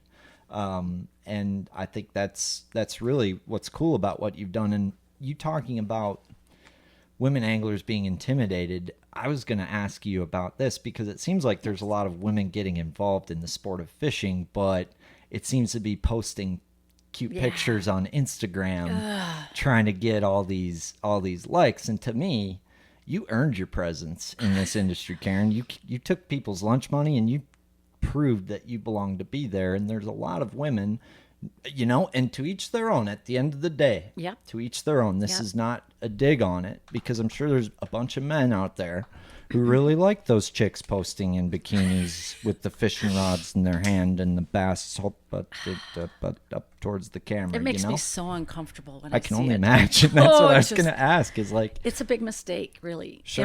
But I'm not the boss about this. I mean, I'm not the expert. But when I look at it, I think, okay, what do you want us to look at? what is this about? Is this about fishing or is this about the bikini? Right? Right. What do you want us to be looking at? And what's the point here of your picture, of this photo? And is this fishing? About fishing? And just a pretty picture here and a pretty face picture there and a few words, and I'm thinking, okay, well, what? I guess I think it's a huge mistake. And years ago, I needed to be taken seriously. And unfortunately, maybe they still aren't being taken seriously, women. But that's their own demise. I think they create that problem. And no one's telling them what this feels like to me either. I don't see guys posting cutesy pictures of themselves, and, you know, I just don't. And they are taken seriously because they don't do that. Right. Not that you have to be the guy, but there is a behavior that promotes, and photos that promote why you're on there. And if it's to get a husband, which is what I've heard from many men, I want a husband picture. Looking for a man because I fish, I'll find one. I guess I just think it's a big mistake. Do you think it I feel like it kind of maybe misrepresents women in the sport a little bit. Or does it? Yes. Okay. Yeah. I don't know. Hopefully they're not more worried about that look than they are what they're going to go do. And I couldn't have been more happy. I got to tell you something. When I fished in Minnesota, I almost quit because I was so annoyed by the men, a few, who would say, oh, your shorts are too short, your shorts are too long. Do you have a bra? I mean, they. Are you serious? Oh, yeah. Are you wearing a bra? I mean, come on, Karen. I mean, they had nothing to say to me about fishing. And I thought, I can't stand it. I just got to stop this. And I really contemplated quitting. And then I said, what if I had fished somewhere else? Which was why I started Really? with Everstarts. Yeah, that's why I went to them. Because I thought, I got to get away from these people and find out if it's me or them. And so it turns out, when you go to a tournament and you don't know anybody, you don't hear what they're saying about you. And that was the key for me. Sure. I didn't have to listen to a word. You didn't have to And worry it didn't about that. affect anything I did. And all I did was worry about fishing. Yeah. And that's what it took for me to just not hear what they're saying. And then if they weren't saying it, I thought they were saying it because it was so ridiculous. But I don't know. Well, I mean, you're an attractive woman No. fishing Oh, against no. a bunch of men who are attracted to women, and I think that's probably naturally going to happen with that, but I can't imagine what that's like when you don't feel like you're getting the credit for the fishing part, which is what the fuck you were there to do. Do you know that there's tournaments where they'd shake Howie's hand and not mine? Are you? I'm not kidding. And Tommy's. When I fish in tournaments down there and we'll win, they'll shake Tommy's hand. And now they're starting to shake mine. But I don't know what changed. But all of a sudden, I get a handshake. Good job. And understand something. I never leave a tournament unless I can't get at the person. But I'm a believer in shaking the winner's hand before I ever leave. Unless I had to leave the tournament or something. Yep. And I'll try to get to them before the actual award. But shake their hand and tell them they did a great job, even if I hate them. I mean, even I dislike them. That is huge to me. Me too. And I haven't won a lot of tournaments, but I've won a few where I specifically remember you coming up to me and saying good job. Do you? Whether you I'm hated so me or glad. not, whether you hated me or not. I didn't. You came up to didn't. me and you shook my hand. You bet. And I mean, look for him. If I don't even know who you are, I'll find out who is he, where is he, which one is it. Yes. That's good sportsmanship. And I guess I was taught that in hockey after a game. And that's just what you do. And with fishing, it is surprising. I guess I've always felt like people shake our hands. I've never felt disrespected after we've done well, which isn't super often, but I've never felt that way. So I can't imagine what that might have felt like, because you're on the high, you're on that high, and then you've got people maybe trying to feel like people are kind of... I don't think they're trying to be that way. I think they just think maybe...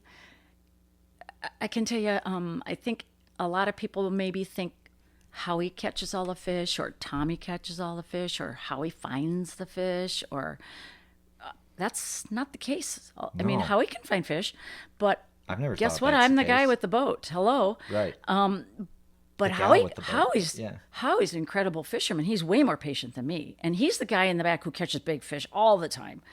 And we'll stop, and I'll say, "Oh, I got to slow down," and he'll say, "Whoa, Karen." But yeah, That doesn't and mean you can't do it. that's right. Dane, Yeah. I'll say a lot of similar things about Dane, my tournament partner. He's so Yes. good at things that I'm Yes. like, dude, I'm so impressed by that. And I know it goes both ways, and that's what Yep. makes you I'm and lucky Howie to a good have him team. for my partner. That's absolutely right. I'm lucky Absolutely. to have Tommy for a partner too. Yeah. But remember, he's way different than even Tommy or than Howie or I am. Oh, he's a well known, riverman. and he wins or did win everything down there. Oh, yeah, and he's so one of the best course, guys to ever come out of the And I'll tell Mississippi. you, almost every spot he finds, where he takes us there because he knows how to get there and he knows what he's going to hit, and Yep. and he hits a lot. But no, he's an incredible fisherman. Incredible. Absolutely I've incredible. learned an unbelievable amount. I have from him, just watching him on like FLW tour, on the FLW tour. He's just a master with the swim jig, it seems like, and I'm sure he does a lot of other things too. I've seen him do other Oh things. yeah, But you guys don't see it, and he doesn't say it. What did you catch it on? Swim jig. Yeah, right. Okay. Yeah, it's not always. a it's swim not. jig. How do you use a swim jig? That's valid. Multitudes of ways. What size? What color? What head shape? What do I know about jigs? I know it all because I know two guys. You do. You need a jig. I know two guys, not just one. Yeah, a one's little something, Howie. something. One's Howie, and he makes Tommy's jigs anyway. Oh, sure. Identical to what Tommy Yeah. showed him how to make them. Yeah. And he sells them for Tommy too. Oh, cool. So yeah. I got some humdingers in the boat. Oh, they're not quite right. By the way, No, I It's a agree. different That's why I hook. don't have a lot. Wrong hook. Yeah, I agree. I agree. I know a guy. Okay, Aaron. we'll talk. We'll talk. Two guys. Yeah. So talk to me about a jig then, because Okay. a jig is like my favorite lure besides a tube. So That's mine now. a tube? Yes. No. No, fuck a I used to tube, throw jig. those. I used to throw those a lot, like on Vermilion years ago. Yeah, Mm-hmm. yeah. So a jig, there's a lot to a jig. like you mentioned, you can. Are you ready to reel in your next home purchase or refinance? Supreme Lending's Dream Team can help guide you through the entire mortgage process, from pre-qualification to closing. They have a wide variety of home loan programs in their tackle box, including down payment assistance and first-time homebuyer options. Just ask me. I trusted Aaron Dagas, a bass fisherman just like you and me, and Supreme Lending's Dream Team to help finance my first home.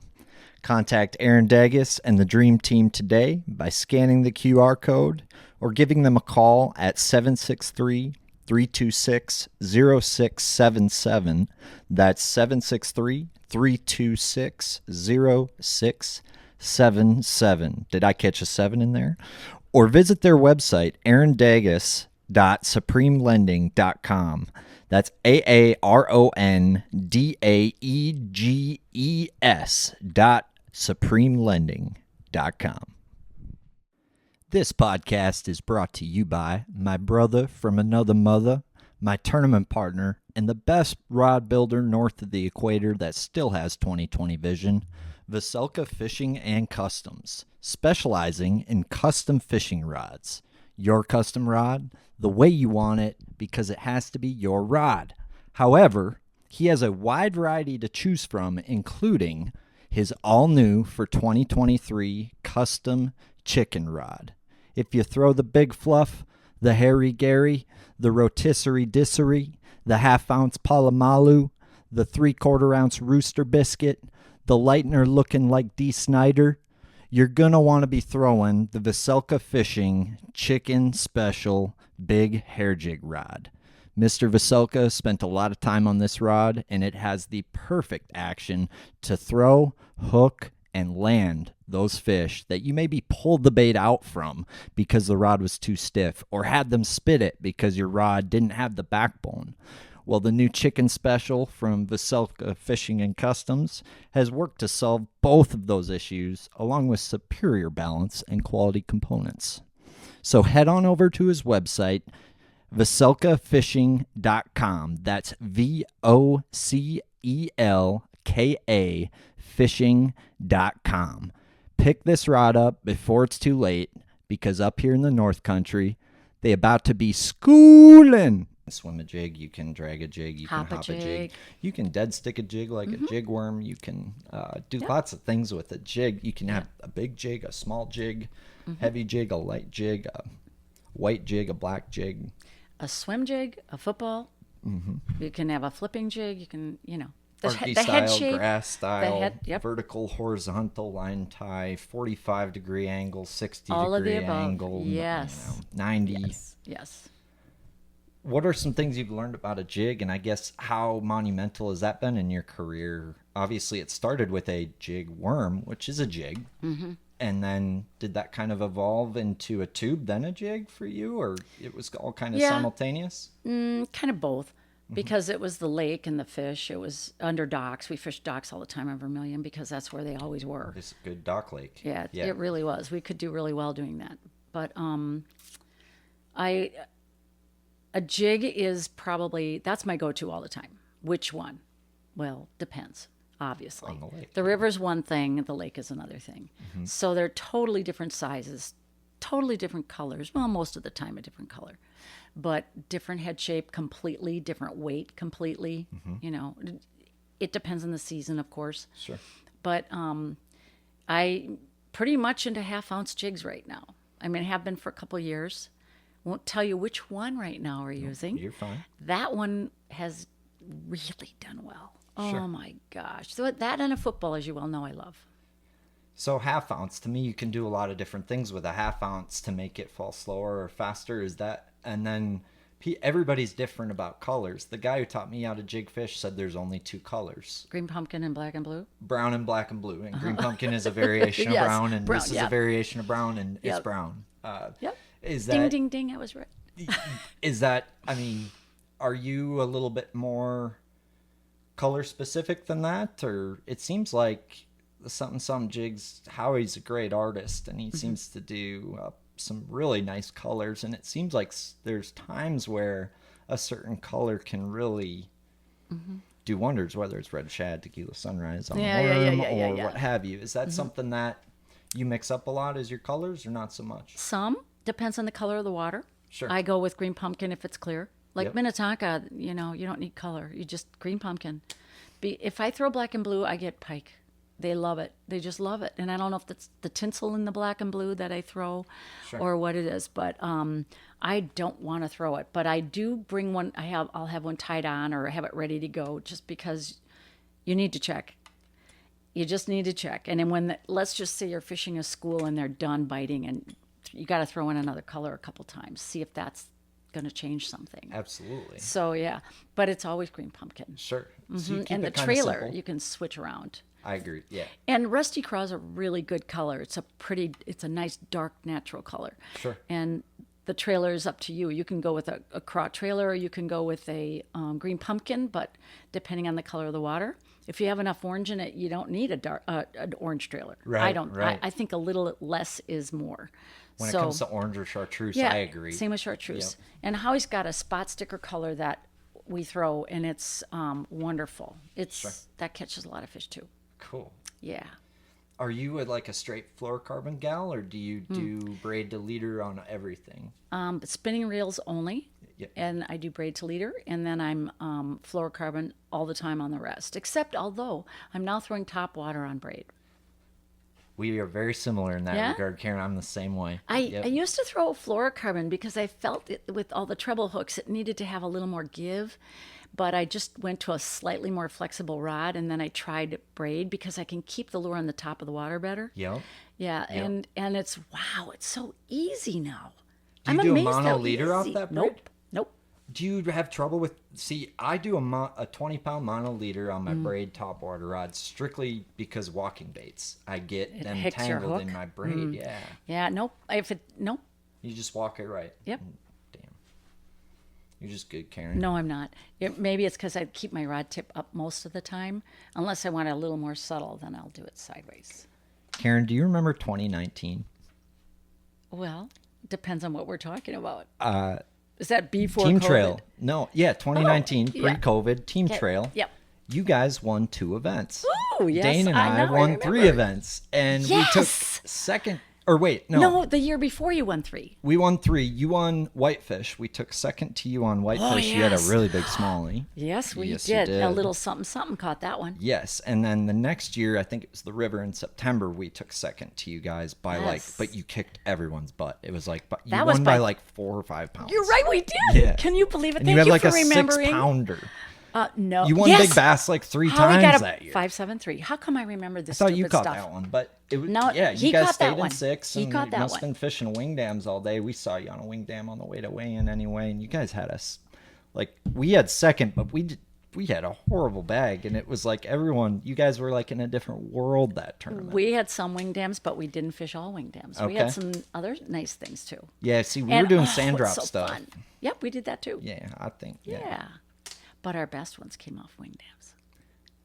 We didn't catch any big ones like that, so that makes sense because we didn't fish a lot of wing dams that day. Yeah, and that's wing dams I never fished before. I'm so scared of that river. I'm respectful. And the current and the wing dams and it's as much as I fish it, I'm always respectful of it, and I'm always a little nervous about it. Absolutely. So wing dams, I still couldn't wrap my head around the fact that I can really stay above them or stay below them or whatever. So that was my true test was that because I went practicing for a week before Howie could come down. Yep. And I stayed in La Crosse, and then I just drove up. And that, just sticking to it, and, I had a little advice from a river rat or two. I was not going to even bring that up, Karen, Yes, because I was super impressed absolutely. with your finish, and we've all gotten help from others for many Oh, I'm different not afraid to things. say that. Yeah, no, I think Absolutely. that's great. And I guess, I think wing dams are really intimidating. Is there, Yep. and obviously rivers are kind of intimidating for people, but they're actually, I've learned that they're my favorite place to fish tournaments on because Dane and I have done well there. Yeah. So I think that's maybe why, but do you have any advice? Like, cause there's so many wing dams, they all look kind of the same. And you get hung up on them if you throw a certain bait, and we don't need to give away the secret sauce here, Karen, but was there there's not a lot to them besides casting angle and which wing dams they seem to get on and don't. But is that something that you're able to predict a little bit? Or are wing dams kind of like random? Well, in Winona I can, but Winona I know the good ones. I got you. But there's obviously a time of year they're better, and that's fall. Yep. And they're a blast. And I never thought in the whole world, I never thought I'd be saying that about a wing dam, I'll tell you. Sure. I mean, I would just go down there for fun. That's how fun they are. But, you know, if you don't want to get hung, there's ways to do it. But I just learned a new one from somebody on that tour, MLF tour, because he was down fishing lacrosse. And he taught even Tommy and I something. And I honestly wish I could share that with you. I can't, but I want to try it before. So if I do, I'll share it with you. How's that? I got to go try it. I'm not going to go tell the world yet because I understand. You got to cash out it's even first. hard to explain it, but Sure. I will have to do that for you. Absolutely. So, from my experience fishing the river, I've never seen a place where casting angle seems to be. That's what I've learned about the river is that, especially if it's a wing dam or a sand drop, or it seems to be like where you put the boat and the angle you cast has like made a dramatic difference for me on the river. Can you relate with that a little bit, or have you learned anything with that? I can't, you know, and I've learned a lot, but I'm wing dams. Angle wasn't so much for me. It's where that lure is all the time in the current. Yes. It's not the angle that I'm throwing, although I could probably keep it in the zone if I were at a better angle, but I don't like fishing a certain angle. I like one way. Sure. And I'll have to try another way, I think. Now that you say an angle. But Oh, shit, I gave it away. you did. And anyway, so I'll have to try that. But So you go right up current then, is what I'm getting out of this. I'm not going to say what I do, but All right, Karen. Let's see how no, it I is. think you'd be quite surprised. Really? Yeah. Down current. I don't know. I don't know what you would call surprising. So, Seems like most And I people won't tell you position what it is. directly down current and cast directly up current. and that makes seems sense to be- me too.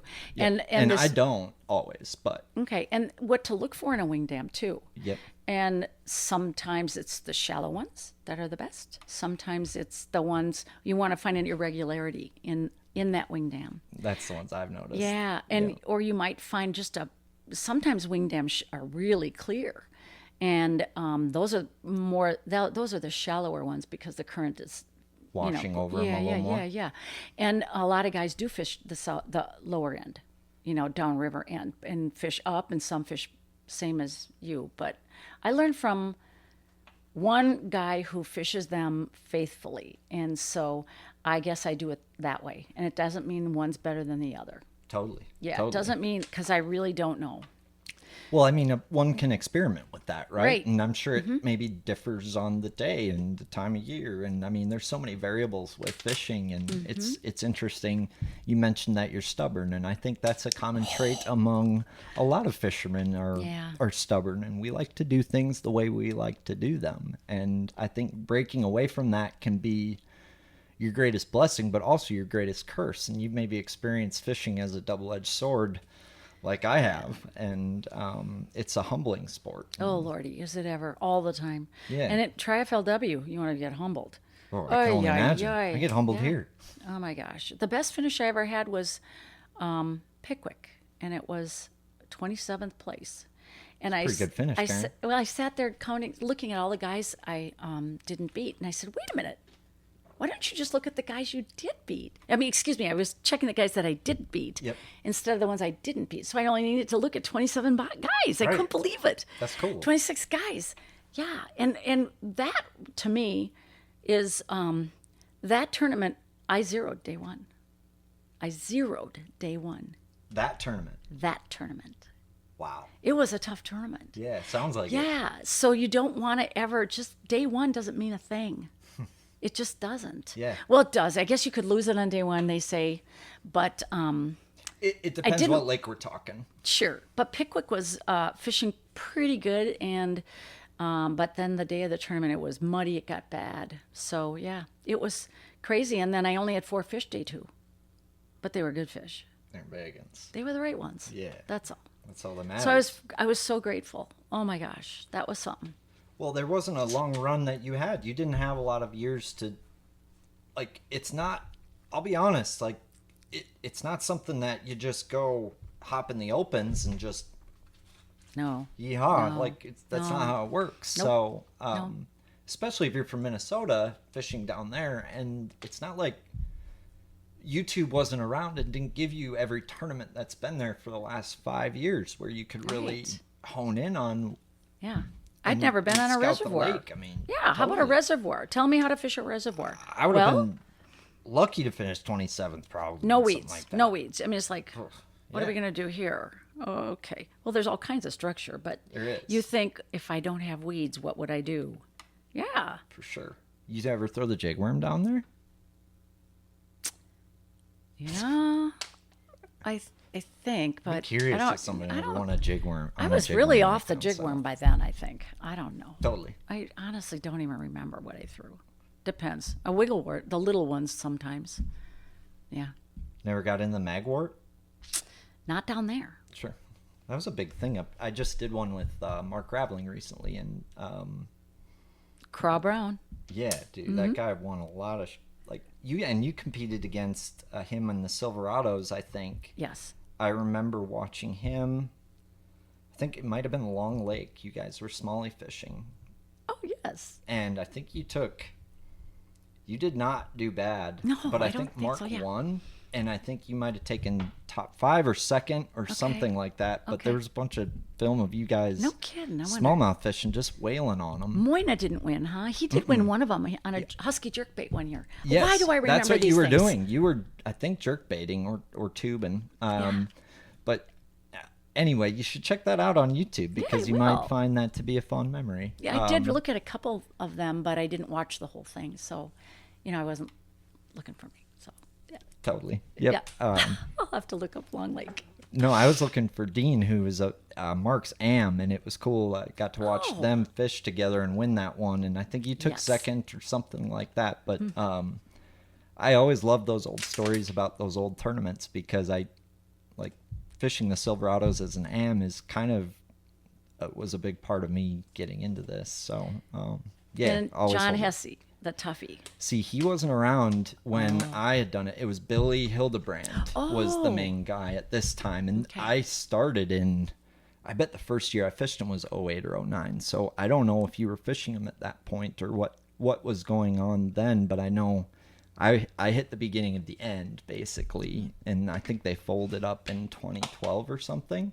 So I probably fished him, honestly, from 2010 to 2012, I think. And the lottery, I think, was getting out of it. And yeah, I think the last tournament they ever held was on Minnetonka for the championship, but the last event of the season was on the horseshoe chain, I remember. But Horseshoe. Fished it once, maybe twice. I think it was once. Fishers and Men, maybe? Yeah. We didn't You do guys it well, I don't think, did we? All I remember was the first time I fished against you, I was fishing with Nick Gross and the Fishers and Men, and I think you guys won Team of the Year the first year. Yeah. And you were on a turn we wanted to be on the east end of Clearwater, and then you were also on a spot we wanted to be on in Augusta. Oh, yes. And I think you guys cleaned house. It was so impressive because I was this new guy, and I'm like, best chick fishing this tour is a woman, just so y'all know. This chick is good. Like, it was super cool. I may never leave. I just want to hear you talk about me, right? I You don't deserve hear it. this stuff ever. You Thank you deserve it. so much, though. I mean I it. can't and- believe it. And I don't know what the point of this episode is besides that I think you deserve this, and I can't believe nobody's had you on to talk about these things. Maybe you've been on Care 11 or something. I don't know, but Nope, I've been in the paper, but that's about it. gotcha. Well, That's you're a about Hall of Famer in my book. So Oh, like, that'd be that's cool, like, yeah. Wouldn't it? Like, that's the Yeah. dream, right? I think you earned that in my book, but I don't even know where I was going with that. But I guess another question I had for you is, what advice do you have for women anglers aspiring to maybe not be the next Beyonce of Instagram or, hot chick on Instagram, but maybe the next tournament killer? like Yeah. Karen Savik? What do you have for advice for those girls? Because sex sells. We've acknowledged that. And it kind of, that's not what it's about for you, but it's kind of a tough temptation for a woman getting into it who's maybe attractive like you were getting into it and still are, but you know. Yeah, but what good is it going to do except maybe give you a sponsorship, but it's not going to help you fish. So I guess I think once you get a sponsorship, first of all, getting one. First of all, try to get one, but you need a little history to give them. Yep. Before you even think you've earned it. Sure. I mean, to make a phone call, for instance, well, I won't tell you that one. I think you need a little history before you can expect a sponsor. I would, as a sponsor, say, well, what have you done? And what can you do for me? That's what they're supposed to say when they go to the sponsor. Here's what I can do for you. Sure. And you don't say, here, what can you do for me? You say, this is who I am, and this is what I can do for you. Yes. But, Yeah. but I guess I think you need to have some credentials. Because why would I sponsor somebody that's just going to go out there and I don't know enough about them? Are they going to cuss and swear? Are they going to have, I don't know what they're going to do. Do they have a bad personality with everybody? Are they rude on the water? Are they disrespectful? I mean, the list goes on. I don't want my name of my product on this truck or boat if they're not being a good person or at least trying or being a good Aligning representation. With your values. Yep, aligning with your values. Yeah. And or drunk or whatever. And I think the world's, gotten more lax to wanting to see human beings instead of, there's something to be said about the fake sponsor person who's maybe not being themselves because they feel like they need to be this perfect person, so to speak. I see that quite a bit. Do you really?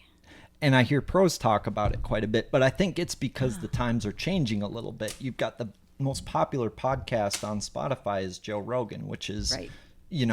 The opposite of that, but it's real people. And I think there's something to be said about being a real person, but that also means being a good person. Like, you know what I mean? Yeah.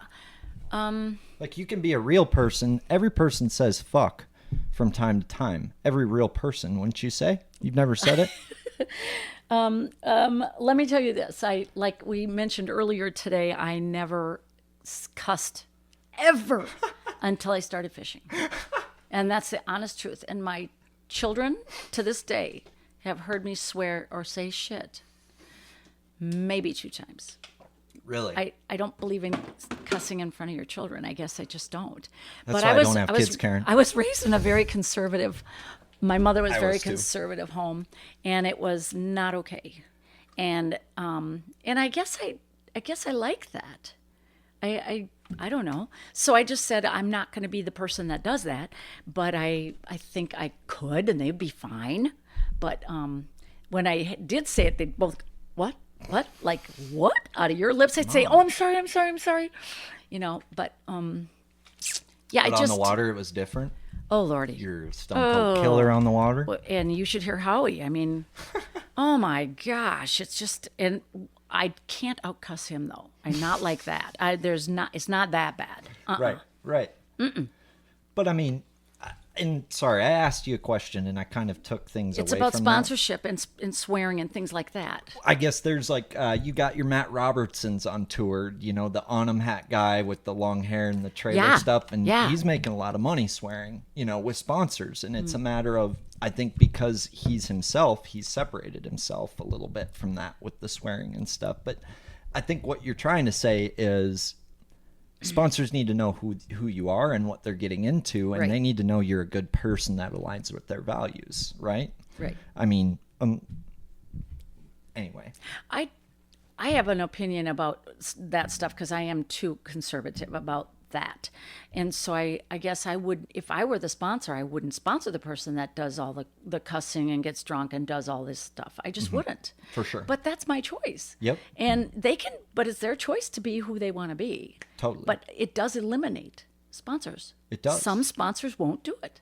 Well, there's a And line. it's your choice. There's a line with it, and I wouldn't say Matt Robertson is this drunken, like absolute degenerate, but No, he's I'm not saying he is. more I don't out- even know. No, I and think I know who you're talking about, but I've not heard him speak. he's more Happy Gilmore, so to speak. Yeah. More Happy Gilmore. You know, it's good. I'm not a golfer because I'm a hockey player. But I know who Happy Gilmore is. Oh, who doesn't? I mean, there's a lot of kids who haven't seen that movie. It's Yeah. surprising. And again, a lot of kids watch fishing. A lot of kids like fishing. And It I is guess crazy. that's kind of hard to believe that they allow him to speak like that with children watching. And, you know, and it's not like it isn't real life. It is real life. People swear in real life. Karen, they But got I this don't thing called know. TikTok now. Oh, shut up. I know. I'm not on it. I'm not on it. No, I'm not either. anti-TikTok, I'm not but either. You're right. I'm the not stuff even these thinking kids about have that. access to nowadays is disgusting. y- Yep, It is yep, disgusting. yep, So yep, honestly, a drunken degenerate's like, it's sad to say it, but it's there's You have a lot point. worse role models out there, I guess, and Yeah.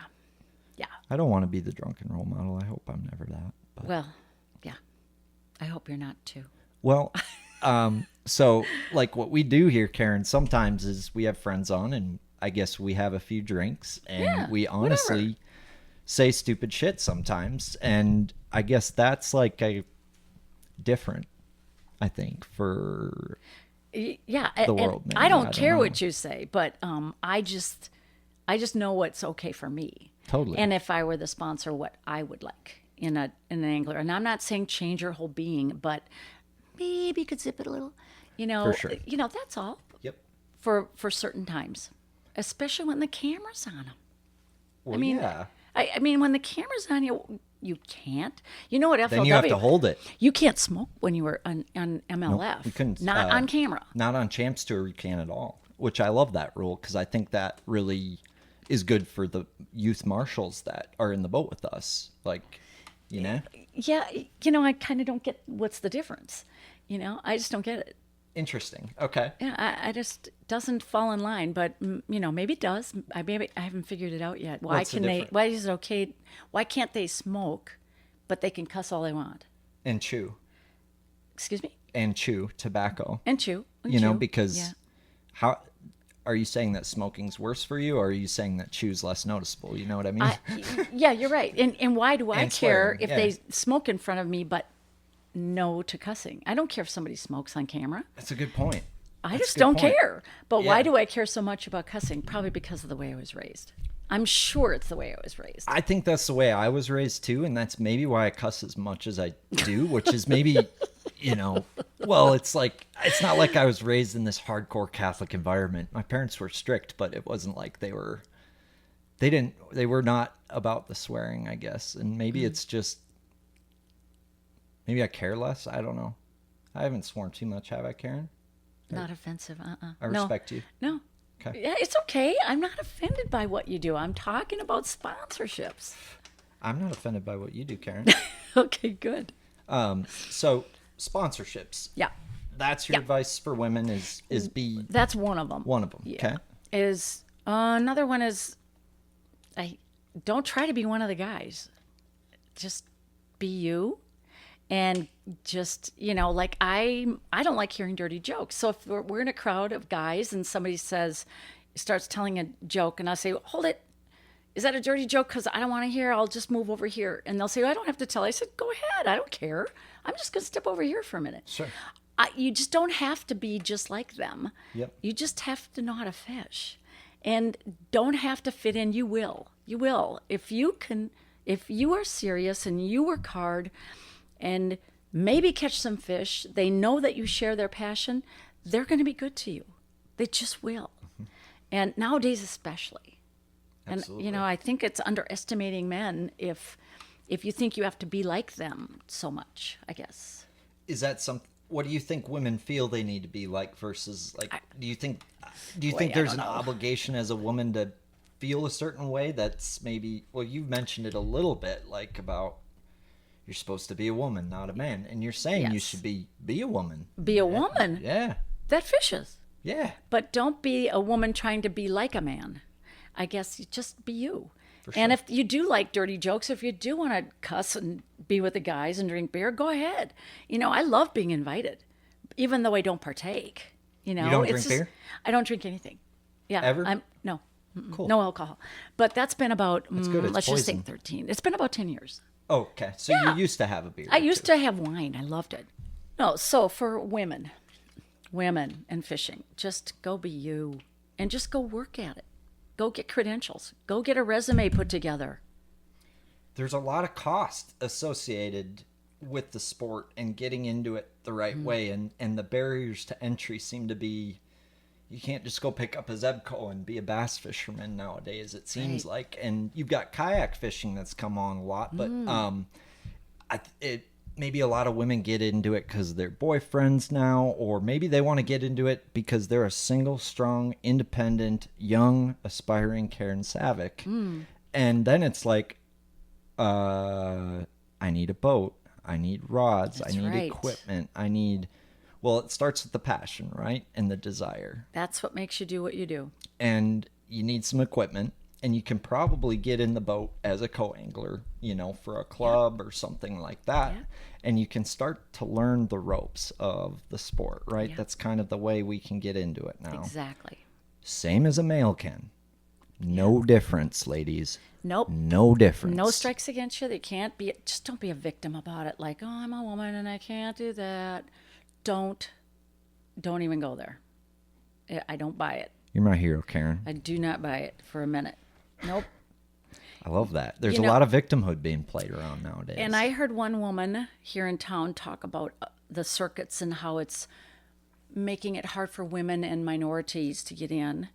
And I just think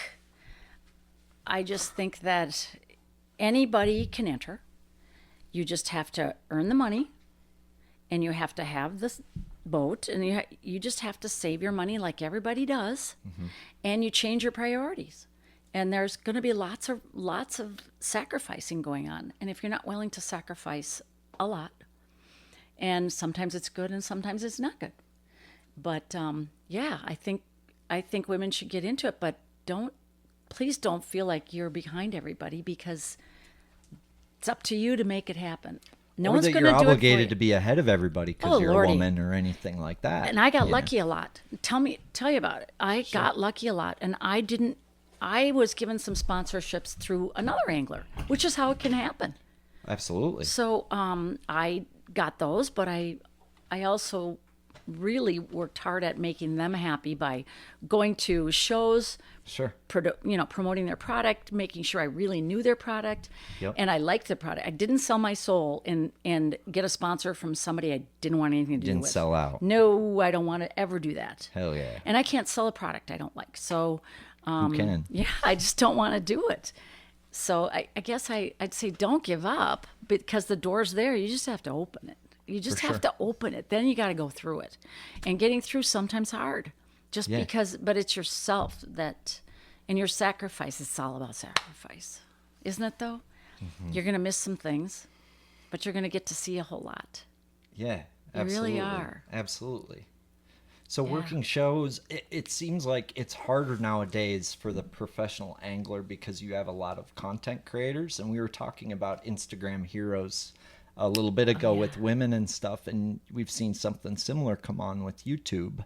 And Yeah. people just like, that seems to be taking a lot of sponsor dollars away from tournament anglers, or that's like a big kind of low-key controversy nowadays. And I Yeah. think it's hard for some tournament anglers to understand why that is and adapt to that, because it's more about exposure than it is fishing skill nowadays. And I feel like maybe it's always been about that with sponsors, and there's just competition for it now. But I guess if you noticed anything with that, or I guess that's the weird thing for me as a tournament angler, not a YouTuber, but I guess we have a podcast, so maybe that's similar. Maybe I'm a YouTuber now, but whatever. Because I'm really not on that. I don't post anything. I don't care. That it doesn't really matter to me, but I can sure see how that has changed. Yeah. But I also think that if I went out there and did well in tournaments and then went to get sponsors, they would probably say, yeah, we want you on board. But can you do a little bit more on Facebook, Instagram, or whatever, and I'd say, of course I can, even though I wouldn't be able to. Although I would be able to. Yep. I'd say Kirsten's told me 100 times, my youngest daughter, who does all kinds of posting for her radio stations, and she's all kinds of sponsor stuff, and she's very good at it. And she's always said, Mom, why don't you just let me be in charge? Why don't you just let me do it? Sounds like you got your PR gal. Yeah, not going to happen. and she's a busy girl, but I guess I just never have had the desire to do that. But I do think if I did well in tournaments, I think the sponsors would come. I mean, you go there and you say, this is how much I can do for you. And but I'll tell you one thing, the wrap is probably the best thing they ever made. That is, I don't know if you know this, but FLW paid $1 million for sponsors. No, sponsors had to pay $1 million to be a sponsor for FLW. Yep. And along with it came so many boats. So then many they chose wraps. they'd choose the anglers, FLW would. Yep. And besides that, what else would they do? You had placement in Walmart and their shelves. For instance, Land O'Lakes had a better placement. Cool. Yep. That was all a part of this deal. Sure. That's why Walmart was their key sponsor. Yeah. And so I think that if I did really well and they started to pay attention, of course, and I could say I did this and I did this, then they would probably sponsor me. But like I said, Karen, those boats you're talking about other women, right? Because you Yes. already have that. You already have that. Well, Let's just those make rafts, that clear. But let me tell you, the boat is like a billboard. It going is, down the highway, yeah. and I'll be at a gas station. There wasn't. Everybody would ask about it. Everybody, Right. upstate New York, they'd even know who I was because of that dumb boat. I'm telling you, and I go, some girls, Karen, hi, and I'm like, do I know you? I'm in Lake Champlain. What? And I'm not even thinking. You're a fisherman, right? I said, yeah. I mean, well, of course I got my boat. You're an inspiration, So, well, good probably. luck.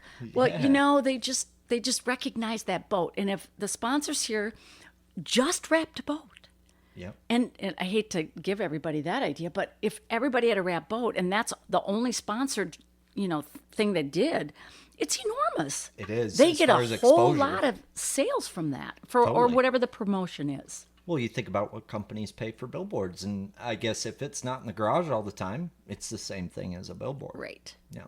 Yeah.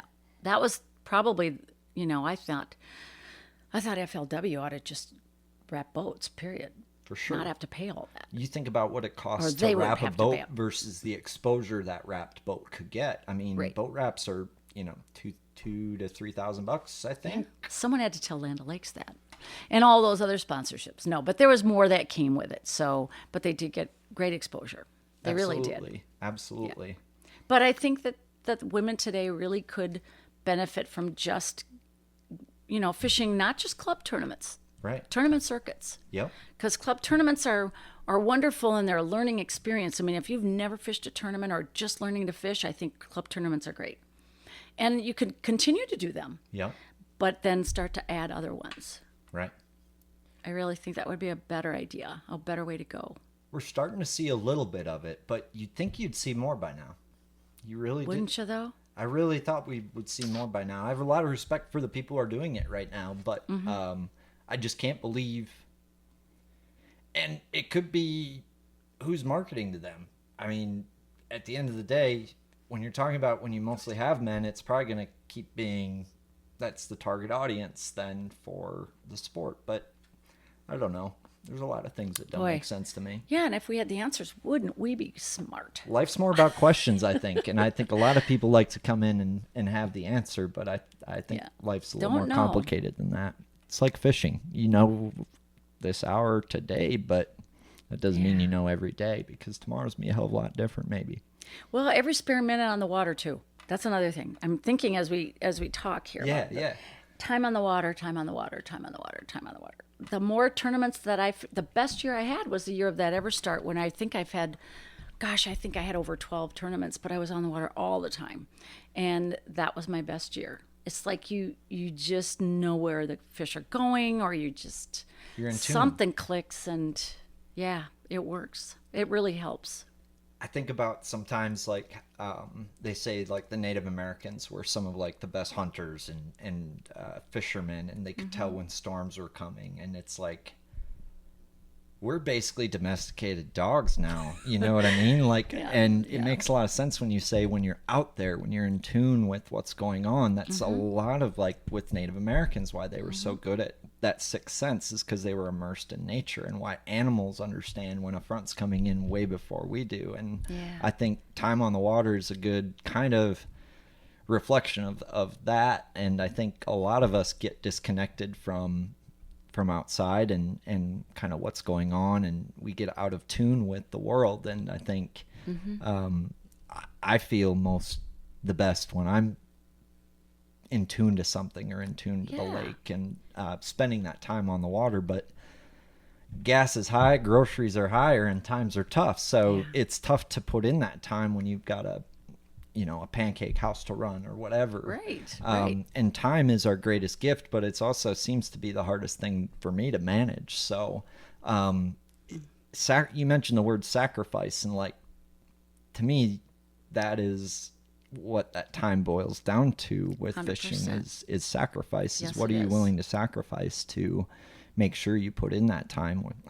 For a lot of fishermen, it's relationships. For a lot of fishermen, it's, it's tough decisions, and it's not all it's cracked up to be. Do you have anything to say to people about that? How it's not all it's cracked up to be, and it's a hard road? Because it's a hard road. It isn't pretty. The travel is always hard, really hard, tiring, and then everybody says, "Oh boy, you're so lucky. Your office is on the water." Well, it's fun being out in rainstorms and in the freezing cold and not catching a fish and doing poorly and spending the money on it and not having figured it out. But there's way more to it than people would ever know. For sure. And every time you get on the water, you realize what you don't know. And if I don't learn something every time we go out, you might as well pack it up, put the boat on the trailer, because it is continual learning. And I remember some of the pros on FLW would whine about the co-anglers in the back, and I'd say, I learned from every one of them. And maybe I had a whole lot more to learn, but everybody's got something to teach us. Absolutely. So I liked having them. I didn't want them to cast over me, but I liked them. Yeah, I did. I learned from them. Absolutely. And there's guys out there that I don't want to watch, but I can learn from them. There's some that are so annoying to watch on TV that it's like I got to plug my ears and I'll watch. I can't stand some of them. Any names? No. Why? How about your favorites to watch? Favorites to watch? Well, with electronics, some of that has changed. I don't want to watch, I turned Bassmaster on this week. And I usually watch those tournaments on and off, and I'll leave the computer on, or I'll turn it on while I'm driving or something like that. But I always want to watch them. And I saw the most boring tournament watching, they were on St. Clair. Yep. And all I could hear was water, just them sitting on the bow with their spinning rod, looking at the electronics forever. Every one of them, forever. I was like, I don't want to watch that. I know about that. I mean, I'd like to see a map before I want to see the map, which they aren't going to reveal. But that was boring. But if you're not staring at electronics, I will watch it all day long. But favorites, people I know. Yeah. People I know. Mark Rose. I like watching him. He's a wonderful guy. I know him. Takahiro, I know him. Sure. He's stayed at Tommy's many times. Who else? There's a number of guys. Like Jacopo now. He's an MLF. He's really a neat guy. He's got like the Russian accent. Italian. Yeah. Yes. He's just a funny guy and down to earth and a good guy. Yeah, smart. Kyle Schuta does the best Jacopo. Is Yeah, it Jacopo? Jacopo. Impression. Galeli. Yeah, like 3 episodes ago if you want to check it out. But, well, you know what? He's the one who showed me about these wing dams. No kidding. What he was throwing. He got bit nonstop.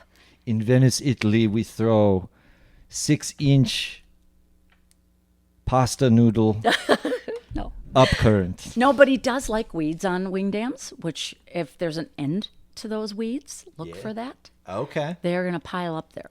Are we talking emerging or mats? Either or. Either or. Yeah. And nobody else is catching them, that weed edge. Interesting. Yeah. Cool.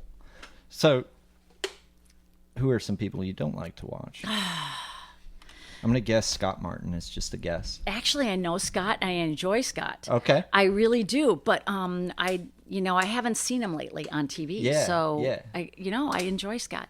No, I don't like Mike Iaconelli. He's a lot of people don't and a lot of people do. And Yeah, I think it's know. okay to not like. And he's been a great influence on kids and Yep, the fishing. sport. It's just about his screaming and hollering, and I just don't like that. You like a calm Howie Lee. A funny one too. Yeah. Yeah. Oh, there's a few Iaconelli's a accents I squirrel. love to listen to too. Okay. Cliff Crochet. Oh, the old The Louisiana. Louisiana. Oh, yeah. Cajun. Oh my gosh! Where did he crawl out of? It's just unbelievable. I Went love on listening. down to that creek, get some gumbo. It's like, can you put subtitles on here? This is amazing. I wonder. I enjoy the accent, not like I want it, but I'm like, wow, how can it be so different? It is weird. And I fished Louisiana, but I could understand all of It's it. right next to Texas. I've fished it, and it is Yeah. down in the Chevrolet Basin. Okay. And I'll tell you, boy, they have an accent, but not like his. I don't know where his was from. The bayou, I don't That's know. like straight bayou. It Yeah, that's is. some water boy stuff. It Home is is. the way you make it. Yes. Yes. Have you ate like a good? My cousin is a world class chef, and he went to school down in southern Louisiana. So I've come to appreciate gumbo, which is kind of like yes. the Louisiana dish, so to speak.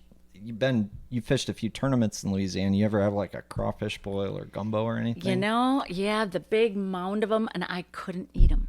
I kept thinking about crayfish.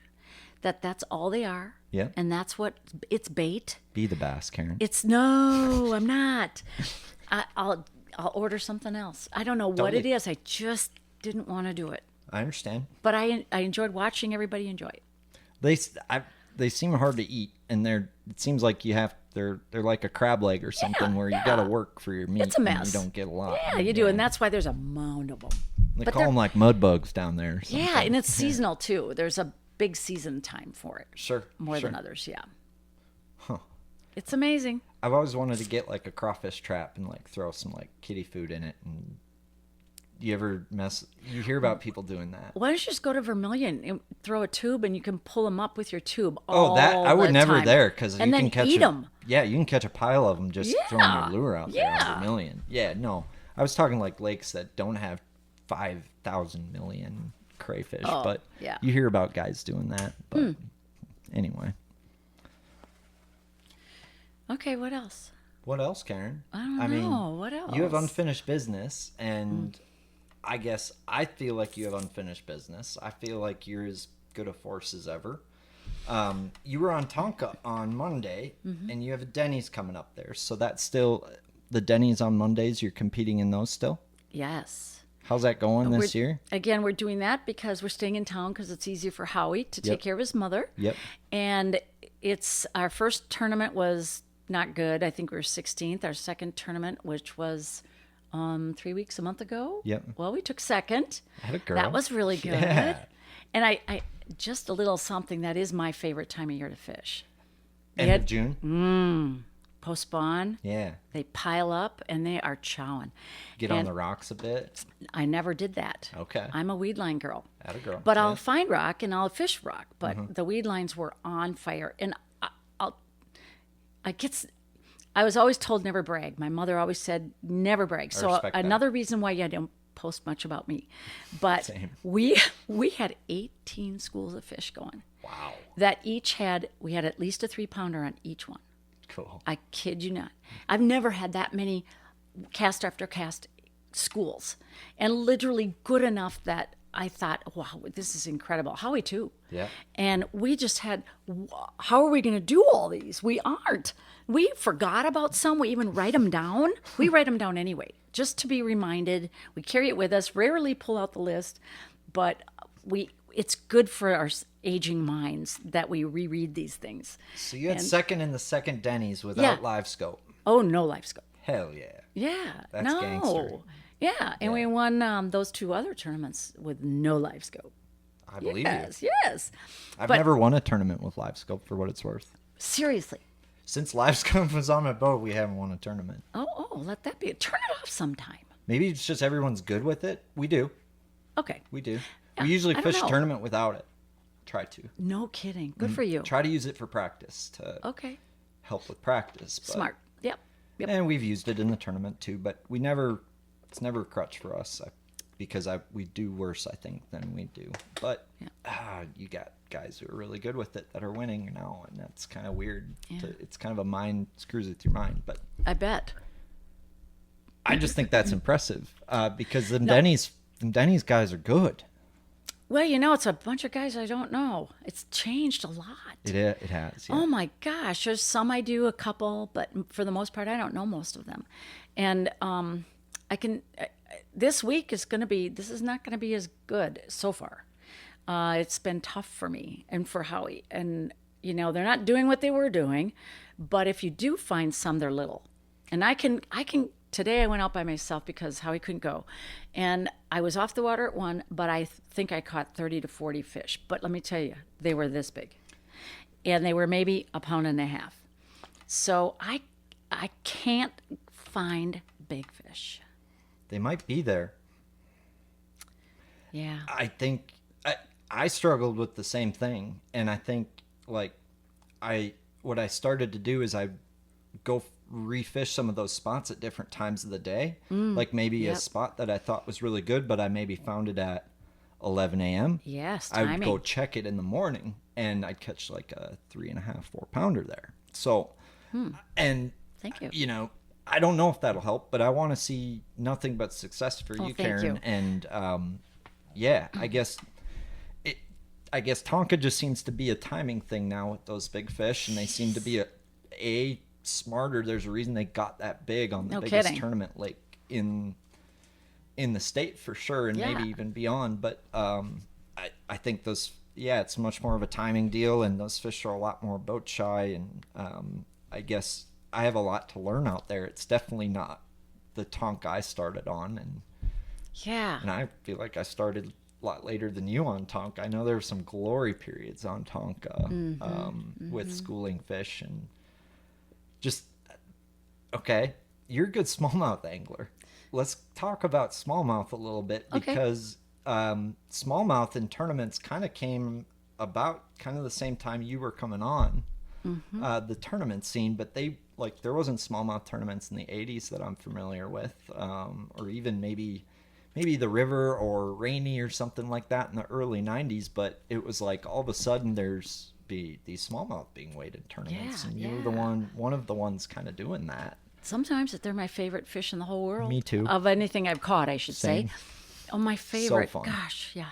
Yeah. So I'm out there on Tonka looking for smallies most of the time. That's a problem.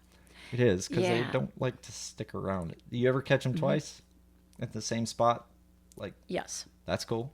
Yep, But it's a big area. sure. But they aren't real big fish on the ones I've caught again, that area. Sure, The sure. big ones, not necessarily. Sure. They're here and there, and smallies. But like how we caught a 4.5 pound smallie on Monday when you saw us.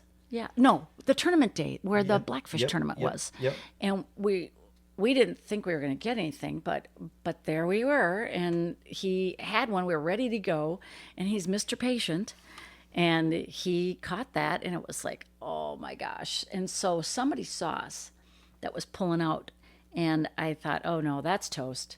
But I don't know if anybody went there or not. So, and we haven't been back there, and we're not going to go back there. Yeah. So, but that was it. And the other smallie spot or two that I have, I keep checking, and it's not happening. I've had some really good days smallmouth fishing out there, and then I try to go replicate it and do it again, and it kicks my butt. But that's what they like.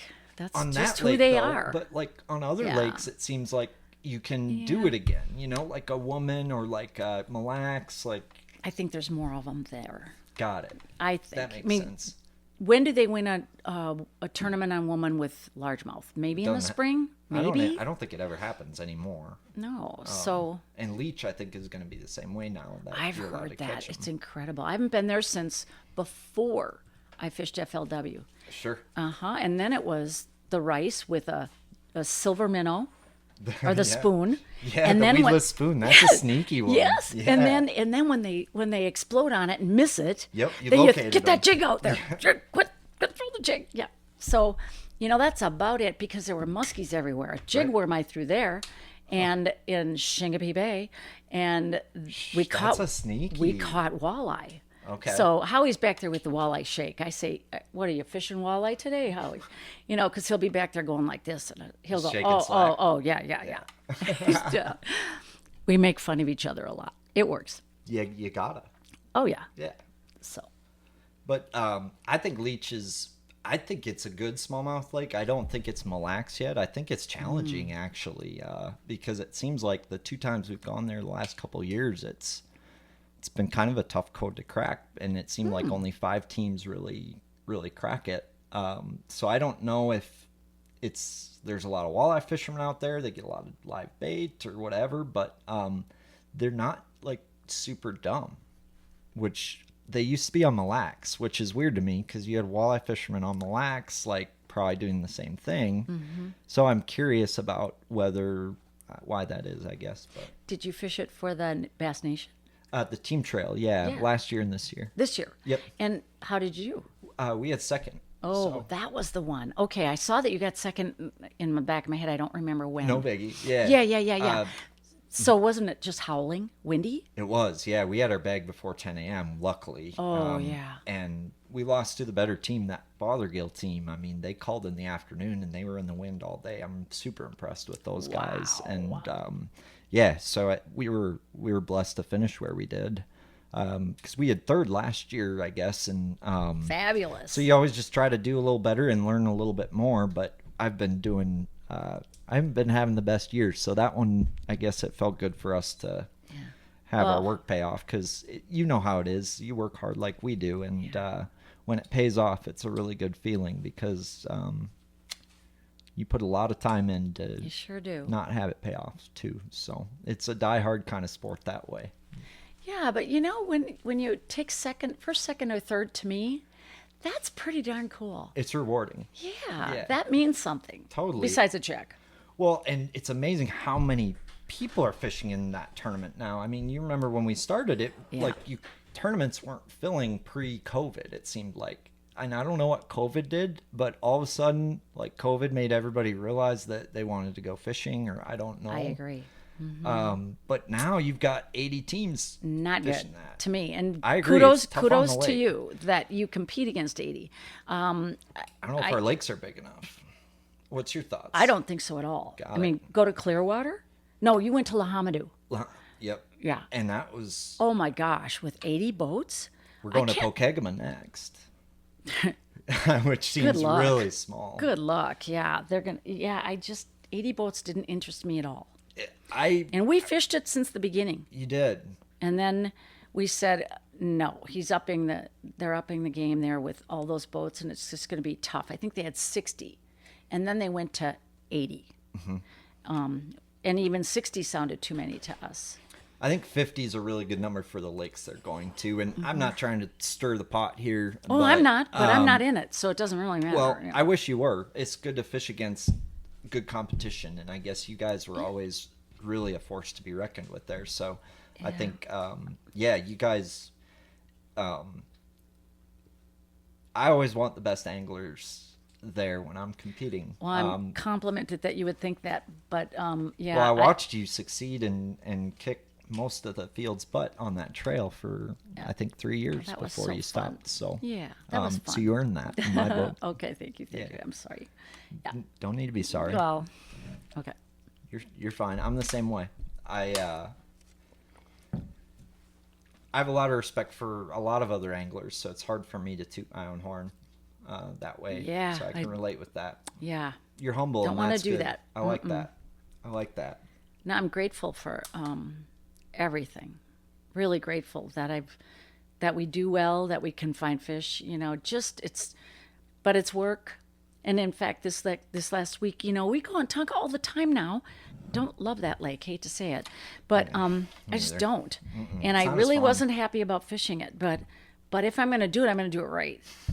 So it's every day for a week. I'm out there, and probably not much sooner, simply because it's going to change anyway. So for at least a week, then I'll be out every day. But it is hard work, and I lost my train of thought. But you said something just before that made me think about how much work it is, and we're still just figuring it out. That's what we're just now starting to catch fish. We were going to the places that had these 18 schools. Well, they aren't doing anything on anything we went to. And we said, well, they're just not in the weed edge. So we started looking at rocks. We started looking at all kinds of things, and we just it wasn't happening. So then the next day we go. And then we say, okay, let's try something different. So then we'll try something else. And that wasn't working. But it's like time changed things. And now we're back to doing similar to what we did at the last tournament, but just a little different way. Cool. So therefore, jig fishing is very different. Yes. So now we're fishing it different than we did before. Same jig. I love that. Just different. And now we're getting bit. Now we just need to find the big ones. I'm with you there, man. I mean, we fished that blackfish, and that's what we were missing was big ones. I mean, 3.5 was the best fish we caught, and I think I had one on for a short period that was bigger, but it was amazing. We finished in the top 30 with 14 pounds out there. Wow. Which, I mean, and 15 pounds cracked the top 10. But don't you have an automatic in now for next year? Yes, that's what that means. So I'm not complaining here. I'm just explaining that those bigger bites were really tough for everybody. Yeah. And if you had a 4.5, I think that would have been top 5 for big fish on Monday. My gosh. Because Noah won, and he had a 4.63, and that was third big fish. Well, the only thing we probably could have weighed was that, because I'm telling you, it was so bad. It was bad. It was tough. It was grimy. We didn't see, until the end of the day, we didn't see people catching fish. And then on one piece of structure. This podcast is brought to you by my brother from another mother, my tournament partner, and the best rod builder north of the equator that still has 20/20 vision, Veselka Fishing and Customs, specializing in custom fishing rods. Your custom rod, the way you want it, because it has to be your rod. However, he has a wide variety to choose from, including his all-new for 2023 custom chicken rod. If you throw the big fluff, the hairy Gary, the rotisserie dissery, the half-ounce Palomalu, the 3/4-ounce rooster biscuit, the lightener looking like D. Snyder, you're going to want to be throwing the Veselka Fishing Chicken Special Big Hair Jig Rod. Mr. Veselka spent a lot of time on this rod, and it has the perfect action to throw, hook, and land those fish that you maybe pulled the bait out from because the rod was too stiff, or had them spit it because your rod didn't have the backbone. Well, the new Chicken Special from Veselka Fishing and Customs has worked to solve both of those issues, along with superior balance and quality components. So head on over to his website, veselkafishing.com. That's VOCELKA fishing.com. Pick this rod up before it's too late, because up here in the North Country, they about to be schooling. It's been confirmed. Aliens from another planet have landed on Earth. Sources say there's been 2 confirmed landing points for these extraterrestrial beings. One being Japan, and also, unexpectedly, in Minnesota at Waypoint Angler Supply, a local tackle shop on Lake Minnetonka. With the ever-expanding universe, it's no surprise that there are other planets out there that also share our love for the sport of bass fishing. And to Earth's surprise, this latest visit came from extraterrestrial fishermen light years away, and many innovations ahead when it comes to fishing equipment.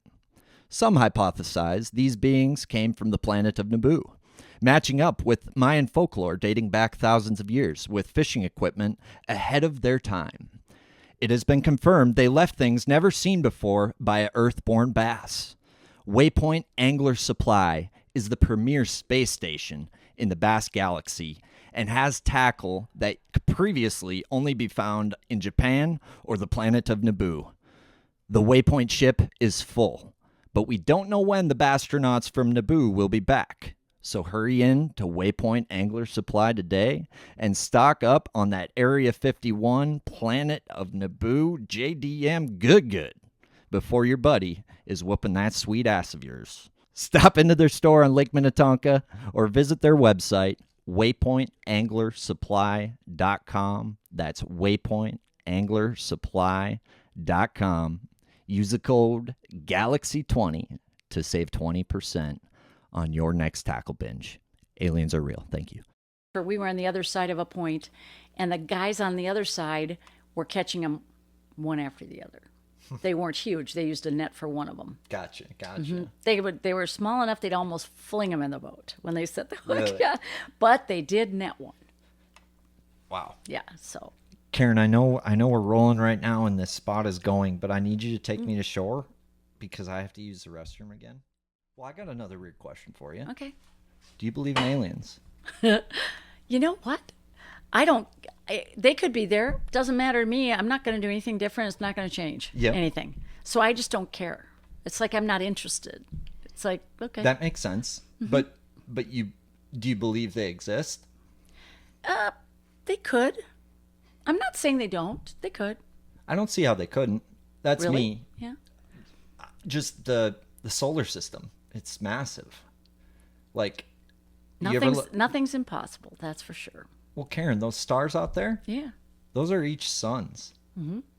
Like, you think about how big and warm the sun was today at 90 degrees, just burning down on Believe you. me, I was happy to come too. I got off the water at 1 o'clock. Oh, it's hot. I try to put into perspective what December felt like this year. Oh, good luck. And it helps me appreciate the heat a little bit because that was the worst winter I think I've experienced in a long time. And I wasn't home for most of it, but I was down in Florida driving this guy. We stayed. Oh, yeah, yeah, that's right. yeah. Yep, Tom. Yep. That's got to be nice. Tournament You to get skip tournament to winter. tournament to tournament. So Yeah. you had to get special stuff to let you practice with him, right? Just to sit in the boat. Got Yeah. it. So you just can't have even to wet a sign line. some stuff. No, never. That's too bad. Yeah. It was hard. Every single year you had to turn your boat over and you had to order a new boat. I didn't want that. It's a lot of work turning over a boat each year. I Well, can speak from that. I lost money every time. And I had to get it rigged. And I'd have to drive down and pick it up. And Wait to get it everything. filled. Oh, it was just nonstop. That was stressful for me. I didn't enjoy it. I can relate with that because you don't know when it's going to sell and you have Yeah. to order a new one. That wasn't the fun And- part. Yeah. No, it's stressful. Yeah. Absolutely. Yeah. There's things. And you get to know a boat. You get kind of one with. You're right. Right? Like a horse. Yes. It's like riding a horse. You like, no, Seabiscuit, come back. Yes. Yeah. No, I can relate with Some that. people would think that's pretty great. Yeah, but not really. I mean, I could see how they think that from the outside. Sure. I mean, it looks really good, just like pro bass fishing, right? Yeah. And you know, maybe down south they sold a lot better, which I know they did. Bass boats. They do in general, I think. And that walleye boat is really, I think, what sells good up here. Yes. Didn't have it. Nope. Are you wanting a deep V? No. But you know, Not till I this- get a cabin up in Brainerd and, not until that Mega Millions is in my hands. yeah, then I'll get 6 of them. There you go. Yeah, I'll one buy for you. you. I'll You get a buy you boat. one. Don't You worry get a about boat. it. You yeah, get a boat. there you go. Yeah. No. So with fishing, a lot of Yes. people think that there's luck involved. There is. There is some luck involved. Absolutely. But why do certain anglers get more lucky than others if there's luck involved, right? It's not just luck, right? Never. No. No. Luck is in there, but I don't know what percentage it is. And sometimes there's no luck. Sometimes there's a bit of luck. Sometimes there's a lot of luck. Well, after the Blackfish, Noah Schultz won again, and he's a hell of an angler. And Is he? I heard oh my gosh. I mean, I have a lot of respect for him. And there was I forget, no names involved, but somebody had mentioned, gosh, he's the luckiest angler. And I just got to thinking, I'm like, Nah. no. Nah. And there's a quote, luck is when preparation meets opportunity. And I think that is a really, that to me is fishing, is when you mentioned time on the water. When you put enough time in on the water, Yes. it allows you to prepare for opportunities that may arise on the water. And it allows you to put yourself in the position to be lucky. Yes. Let me give you an example of luck. Yes, ma'am. You have a morning spot. You're 50th boat out of a 50th tournament, and you get on your start spot, Yeah. the big fish spot. Yeah. That would be luck. It would also be luck to not get on it, or unluck. Unluck. Exactly. Exactly. But maybe you weren't supposed to It's because you're boat 50. luck of the draw. Right. There's little pieces like that For in sure. your day that might happen. Or a carp scares a sunfish out of this dock and a bass eats it. That's Like, right. Yeah. It's kind of lucky. Yeah, there you go. Yes, I do think luck is involved, but not a lot. Not a lot of my day or anybody's day. I think it's here and there. Right. I do. I think it's work. It is work. Fun work. It is fun work. It's the most addicting work It is. one can do. And it's thankless work, but you never stop learning. It's not like you think about football players. You can't be a running back forever. Your body's going to like give out on you. But with fishing, how old's Tom? He's still 74. holy smokes. And he is still kicking butt on tour. Do you know that, it was 90, it was 104 at the weigh-in in lacrosse. In heat index, it was 99. For 3 days straight, in practice, he had a 15-hour day. 15 hours for 74 years old. And if you've ever fished with that man, you will never fish with a man unless it's Kevin Van Dam, who casts more in a day. And that's the truth. And everyone will tell you that. And nobody in any circuit can cast further than that man, ever, which can be negative for me. So we're on a spot and he's casting and he's getting bit at the end of his cast. I can't reach. So then I'll say, I got brave eventually, and I said, well, do you want me to just have a seat? Because I'm not getting bit because I can't reach the fish. Right. Well, I don't want to spook them. I said, well, I'd like to be part of this tournament. Don't mess with me. I come out and say it. I love that. Oh, I was so mad a couple of times, and he finally, understood. But and he might even try that again. But he knows it won't last long. I don't blame him. He's got a phobia about spooking fish in shallow water. And the rivers, he's always on Lake Onalaska. He loves Lake Onalaska. Sure. Do I? No. But we find fish there, and they're big fish, and we do well there. And so casting far is humongous. And it's really it makes a difference. Sure. So anyway, yeah, you can get nudged out of that. But yeah. Is there No, any he's tricks? 74 and he is a machine. That's unbelievable. He's a machine. You wouldn't believe it. Yeah. But there's not a lot of 74-year-olds. But Larry Nixon's out there. He's Yeah. fishing, and Yeah. so's Jimmy. Absolutely. Well, Larry sits more now Yeah. on his boat. And then Sure. but Jimmy Houston doesn't. He's still standing up casting, and he's a goer too. Yeah, he's wired a little bit. Yes, he like is. He's a you. very kind man, very good man. It seems like it. I kiss a Yeah. bass when I can for him. Yeah, but he's a really nice man. So Tom, doing that, does he like get his body in shape for that, or is he just kind of wired for that shit? Lord, no. No, but he, in the winter he'll get on a treadmill just because he doesn't want spring to come, go down south and not be at all physically ready for that Sure. endurance. So he does a little bit of Yes, that. he does that. And casting all day and up and down and up and down and up and down. But he'll go a couple miles on a stretch, which I just can't do the same thing for It's that tedious. far. Yeah, I I'm bad at can't that do too. that. Like the flippers. And Yep. all those flip. Howie and I were fishing a structure last weekend, or just a couple of days ago, and I said, we wanted to go around this whole thing, but I just can't do it today. I can't do this not getting bit and doing this thing, the same thing. So we said, okay, we'll break it up in pieces and come back. So Sure. yeah, but he does not work out, but he's had 4 bypasses. I don't know how he does it. Yeah, I don't get it. Dang. Mm-hmm. Well, there's a lot to be said about love that. and drive, and truly the love for the job and for fishing. Just can't think of anything he'd rather do more.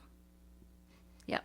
I hope I'm as mad at him as he is when I'm 74. Like that I got a is feeling you might be.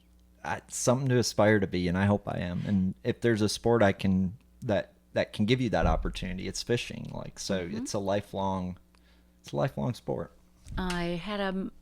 Interesting you say that, because I had a Minnesota man tell me, "Oh, you'll get over it," and I said, "What? Yeah, you aren't going to be like that. You aren't going to want to be like that anymore. You know, it'll happen. You won't want to fish like that." I said, "Well, then you don't know me. Yeah. You really don't know me if you really think that." That's kind of quite the It was assumption. weird. Yeah. It was just weird. Anyway, yeah. So. You've had a lot of probably moments like that had maybe just sounds like a lot of that's fueled your fishing career. The people maybe thinking that you can't, sure. or like Sure. you use that to your I do. advantage, I actually do, yeah. which You're is right. smart. Well, it's driving. It pushes someone, but not everybody gets pushed by that stuff. People get beat up. Yeah, some people I- can't handle that. No. You know, I hung out with all my brother's friends and the neighbor guys and the neighbor girls, and I think that group of friends we're all quite similar that way, where we'd have team sports and the guys and girls, and nobody pushed anybody around. We didn't let anybody push anybody around. We were tough. Oh, we were tough kids. And we weren't mean. We were just tough. Yeah. Yeah. So I think it was our neighborhood. Well, and how you were raised, you mentioned your dad kind of got you into fishing, and you maybe Yeah. remember some of those early times where you kind of initially fell in love with it, but he probably was part of why you're tough too. I don't know, or maybe your mom, but Oh, I can't even get into how strange my mother was, but we didn't know this until later. I'll tell you really, really, really quick. Yep. My mother, and the only reason I know is because I was looking at a box of stuff after she passed away. Sure. And I found a letter, long story. Turns out, first of all, my mother was a secretary. She went to vocational school, became a secretary, went to Washington, D.C., where she worked at the State Department. And yeah, interesting, huh? yeah. And then she actually wanted to do more during the war. So she said, "I want to do more for my country." And she went to the Red Cross, and they said, "Well, you can go to Russia in 6 months, or you can go to the Middle East right now." And she said, "Send me now." So my mom went to the Middle East, and she was the secretary to the head of the Persian Gulf Command. Now, you got to know a little history here. But it turns out, through some research, because of some things that she said, made no sense, that she was with the OSS, which is the not the Secret Service. Yeah, it's she was like a spy. It was weird. It wasn't a spy, I don't think. Damn. But we can't find the history on her Well, in you the Red aren't Cross. allowed to know. Yeah, she was in the CIA. Well, her and the, 007. you think I'm kidding? No, I think it's badass. She never told us. Well, she probably couldn't. I know. That's crazy. I know. And I know. I don't mean to beat a dead horse about No, this, that's because where you when, got your when badass from. anybody brings this up, my girlfriends, when I told my neighbor girlfriends, my tough friends, they said, "Your mother was always different." I said, "What do you mean? She's my mom. What do you mean she was different?" She was like all the rest. They sat at the, picnic tables having coffee while the men went to work and the kids played in the yard. And every day they'd have coffee on the table. And I said, "Well, my mom did everything your moms did." "Yeah, but she was different, Karen. Your mom was different." But when they're your mom, you don't think that. But I think she was. I know she was. What, you don't go do that stuff. She had, okay, you ever heard of Madame Chiang Kai-shek or, no? See, these are, Wonder Woman, I've heard of these Wonder are Woman. Chinese, well, how about the Shah of Iran? Oh, yeah. Okay, well, she played tennis with him at his palace. I mean, it's just bizarre stuff that she did that you say, why would my mother be doing this? So we started digging, and we found out that there's no history of her with the Red Cross. Really? Really? I got patches, I've got papers, I've got everything. Nope. So it's been a bizarre happening. Yeah. I mean, That is so cool. I sorry. didn't is think so my cool. mother was cool at all. In fact, She's she cool. was quiet. She was firm. She knew what she wanted. but she was a stoic Swede. Yeah. And I thought she was boring. She was just my mother, She was nobody. When you're growing up, it's, it's just my mother. Yep. And she'd say, oh, I was with the Shah. She'd said I rode camels, and I was at the Caspian Sea. I flew in a B-52 to Italy. I mean, she told us some of these things, and we'd say, yeah, big deal, big deal, big deal. We just didn't care. You didn't find any of this out, No, like till that after she was a died. spy? No, we had to do Until our after. research. Wow. We had to send in death certificates and social security numbers, everything. Do you know what agency like she was a spy for? Was it like Well, I wouldn't call her a spy personally, but sorry. some people do. designated badass? Whatever. She knew everything that was going on there. And what the heck were we doing in the Middle East during the World War II? She like CIA? Yes, that's what her best friend there said. So Whoa. okay, Can't imagine my mom being a spy. But Or, that was like, that was called the for the OSS back there. CS. Back then, that was called the OSS. OSS. As soon as the war was over, it changed to the CIA. Got it. Yeah. And that's So it's his just Persian weird Gulf. stuff. Yeah. Wow. So my mom met my dad at the VA, and he was a character, but he was there for 6 years with tuberculosis. Oh wow. 6 years in the hospital. So it created a very grateful man. Yeah. A very happy man. He was alive. Happy he wasn't in a hospital. Yeah. And funny and love life. And so it was, everybody loved my dad. Everybody. Sure. And when she met your dad, was that kind of after her Yes. those days were over? When the war was over, she came home and she volunteered at the VA where she met him. Wow. Mm-hmm. Do you know if he knew all of that, or was she like sworn to not tell him too? We don't know. You don't know. He Wow. died first. But I asked my brother, Uh-huh. and he said, I can't, because he went to Nam, so he's in the service, and he bless said, I him. can't imagine. I know. I can't imagine how he wouldn't know, but they never spoke of it in front of us. Never. And so I wonder. But my brother said, Mom told me once that when I had to change her typewriter ribbon. Back then we had typewriters and ribbons. Yeah. I Grammatical errors were a those much bigger problem back then. White out. And that was my era. Anyway, and every night they had to change it. So she needed him to change his. And she said, yeah, when we were in Tehran, we had to change the typewriter ribbon every night. And that was so they wouldn't copy anything from the typewriter. I mean, just crazy Wow. stuff. We found that out from the woman that worked with her there, her best friend. So she couldn't tell you out of probably protection for you and herself. Or That was it, long over. I mean, she just had made a commitment that she was going to keep. I suppose. That's the way it was. I mean, I've always wondered what it'd be like to work for like the CIA and what they like make you like go through for. We all clearance. thought she was in the Red Cross, so Well, that was her cover. that's right. And I know that. I know that They now. gave her patches. They're like, here's what you give your kids. To Pictures, tell them what you're patches, you doing. name it. Wow. And went as a group from the Red Cross. Well, that was their cover. But you know what? probably. I think the Red Cross and the Army were together. Got it. I think they were. I That would think they make were sense. a part of the government at the Sure. time. Sure. So, but why don't they have a record? Right. We gave them the dates she was there, where she was stationed, the name of the camp, everything.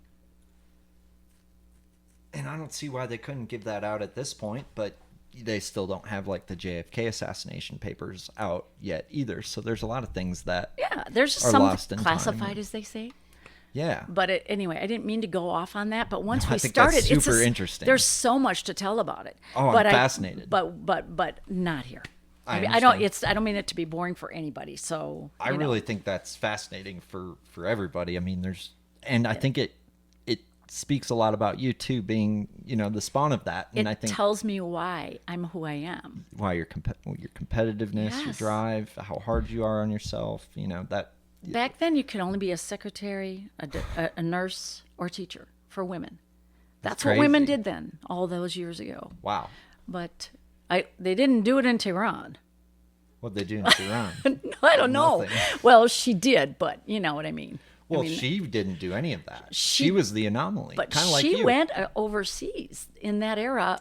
Women didn't. It was weird. Yeah. Women weren't. That wasn't a common thing for No, women to do. It really wasn't. Kind of like bass fishing Oh, for Karen. and then this woman that she was with at the camp. Long story about that one. All You're that good. stuff. But she said, "Well, you know, my sister and I went down to visit this woman just to find out about the story." Yeah. And she said, "Yeah, it's true." And so she said, "Well, you know, your mother was fluent in German and Swedish." We said, "Huh? What?" Well, she grew up in a Swedish home, so Yep. she understood it. That makes sense. And we never knew she knew German. Oh yeah, she was fluent in German. It was like, huh? Sprechen Sie Deutsch? Mother? Wow. The whole thing was so crazy. Fun to talk about, fun to hear about, Wow. fun to dig into. Oh, I can only imagine. It's like a mystery It is. book kind of. Yeah. And I can't imagine. I'm furious with her that course. she didn't tell us. Yeah, like what the fuck? I'm sad that she didn't tell us. A little bit, yeah. Yeah, I'm sad. But if then that's their head about commitment to such a thing, that was a big deal. And It was a really big deal. maybe she wasn't allowed to. Maybe They don't even know who she is. I mean, but at the time Right. that things were heavy, it's war, it's Yes. and when she got into that, there may have been a conversation involving yeah, true. all of those things, and there might have been There fear was. involved for like what happens if she doesn't keep this a secret. There's a way to get people to do things you want them to do, especially keeping secrets. And usually, I mean, what's scary to me is if somebody ever threatened like my family. I don't know how I would not give in to their request. You know what I mean? Like, I have a gun. I was gonna ask you if you Oh, packed you heat. bet I do. was I gonna don't have ask it you with if me, you- but I have one, yes. Well, you don't need a pack heat here. We've got a home defender inside if you need it, but Where? in my room. Aw. Now everybody knows where my gun is, but so you packed heat on the trail, like kind of. No, I never bring it with me. Okay. No, but I own one. Well, my brother's in police supplies and equipment. Hello. yeah, And I yeah. would anyway. I would Sure, anyway. sure. Yeah, if you need to know anything or need anything repaired that way. Now my nephews own it now. Sure. And my brother's retired, but it's a booming company and it's really cool. you're so kind of proud. into guns I'm so then. proud of them. Absolutely. Yeah, so proud of them. Well, guns are cool. Guns are fun. What you carry a 9mm or like? Yes, I do. Okay. You got Smith your- and Wesson, Hell yeah. Revolver or? the 9 millimeter. Yeah, yeah. I'm not great with guns, but I'm not either. they're fun. I really have a lot of fun with them in a safe environment, but they do terrify me a little bit because I wasn't raised with guns per se, but I've grown quite fond of them. Is that the only gun you have? Yes, it is. I was raised with guns, Yep. but only hunting guns. Sure. And I was always hunt with my dad. Yep. And he'd call me his golden retriever because we didn't have a dog. Oh So I was his golden retriever.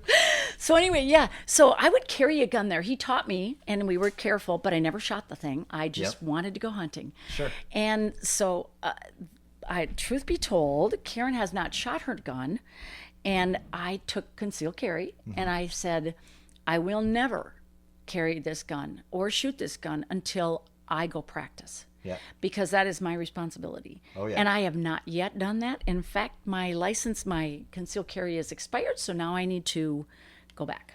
And I won't use it until then.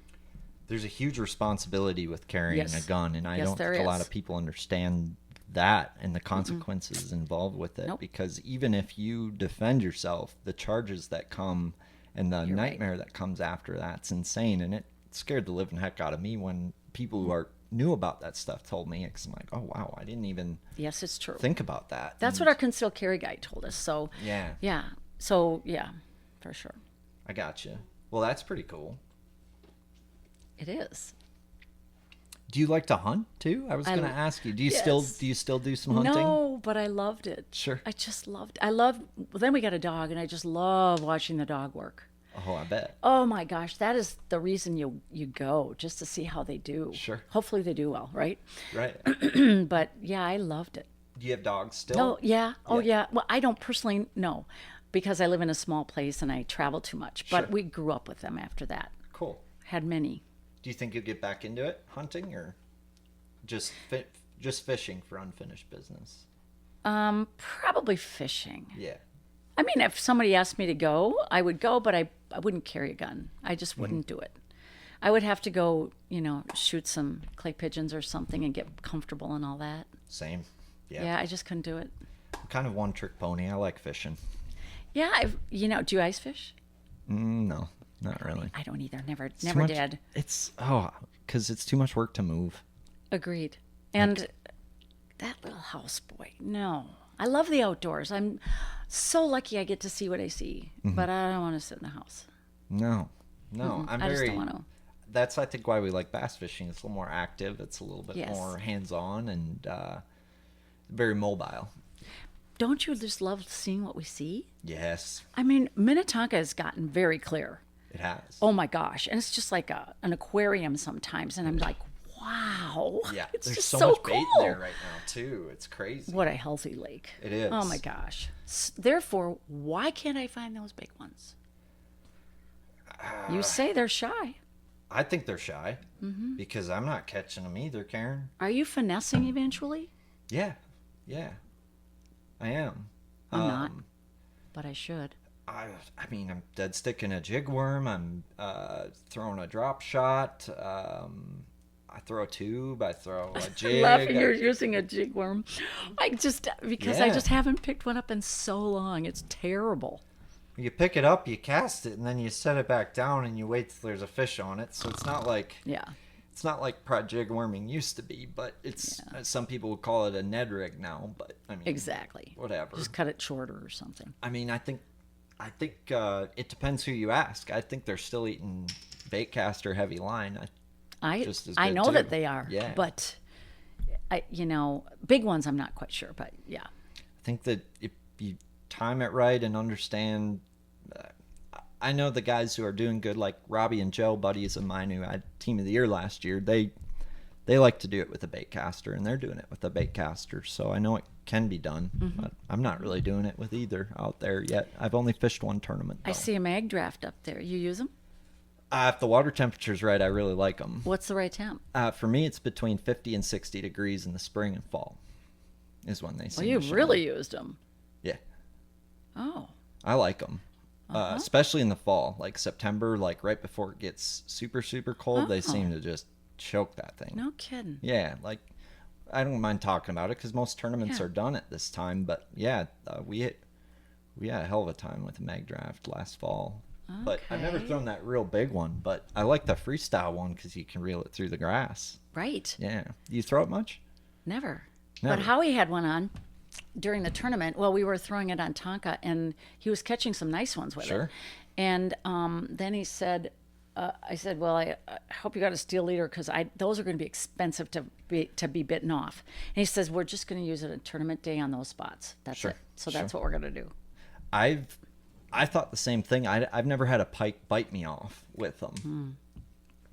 Good. No skis? No muskies? No, but I think that shut our school off the morning of the blackfish. You see a muskie, I'm telling you, their bass are gone. It almost made our 3.5 pounder a 2 3/4, so we lucked out. But Well, holy cow. Yeah. So then did the school stop, you think, because yes, of that? and Okay. then we caught a couple little ones, but like in our minds, we should have left 20 minutes. As soon as we saw that muskie, we should have left because we never caught. Like it was done after that. So it's like it was going, and then that muskie was just like over, done with. And I think that's crazy to me. And they're fun to catch, but no, I don't want to get it off. I don't want to get all those hooks off. Gills Not are on that one, sharp but and big and strong. They're big in that lake. I had a guy tell me that once I went muskie fishing, I'd never fish for anything else, and here I am, still a bass fisherman. Well, we catch them anyway. Right. Yeah. We do. It's I've caught more A-okay. muskies bass fishing than I have muskie fishing. Well, I've never tried to muskie fish. I just catch them. Waconia is where I've caught them bass fishing. Maybe you've experienced something similar, but Waconia, they love a yes. jig worm or a football jig on They like a Waconia. heavy jig in the weeds, too. I believe that. Oh, yeah. That's crazy. Well, Yes. Karen, I think this has been one of the most fun ones I've had, and good. you are. It's been great to get to know you better and kind of share your story with the world. So, And I know this wasn't a short drive, so I really just appreciate you taking the trip and the time with us, and it means the world. So Yeah, you're very welcome, and I appreciate you even wanting to have me here. And as for the drive, I'm the road warrior, remember. An hour is nothing. well, perfect, because I'd love to have you Yes. back sometime. Oh, that'd be great. So, Thank you so much. Yeah, And thanks for, keeping track of me. That's really cool. I'll never forget you, Karen. And I think that your light deserves to be shining, I guess, brighter than it maybe has been shined. And not trying to get sappy here or anything like that, but I No. think what you've done with tournament fishing is really special, and not just because you're a woman, but because you're a woman competing against men. I think, like, because no one else, I've never seen anyone else do what you do. So I think that's what Suppose that makes me different. Of course, it I makes am you different. amazing. Hello, I You am are different. in Yeah. a good way. So for all of you listening, I hope you enjoyed this one. And this is Teal's Bass Galaxy checking in, checking out.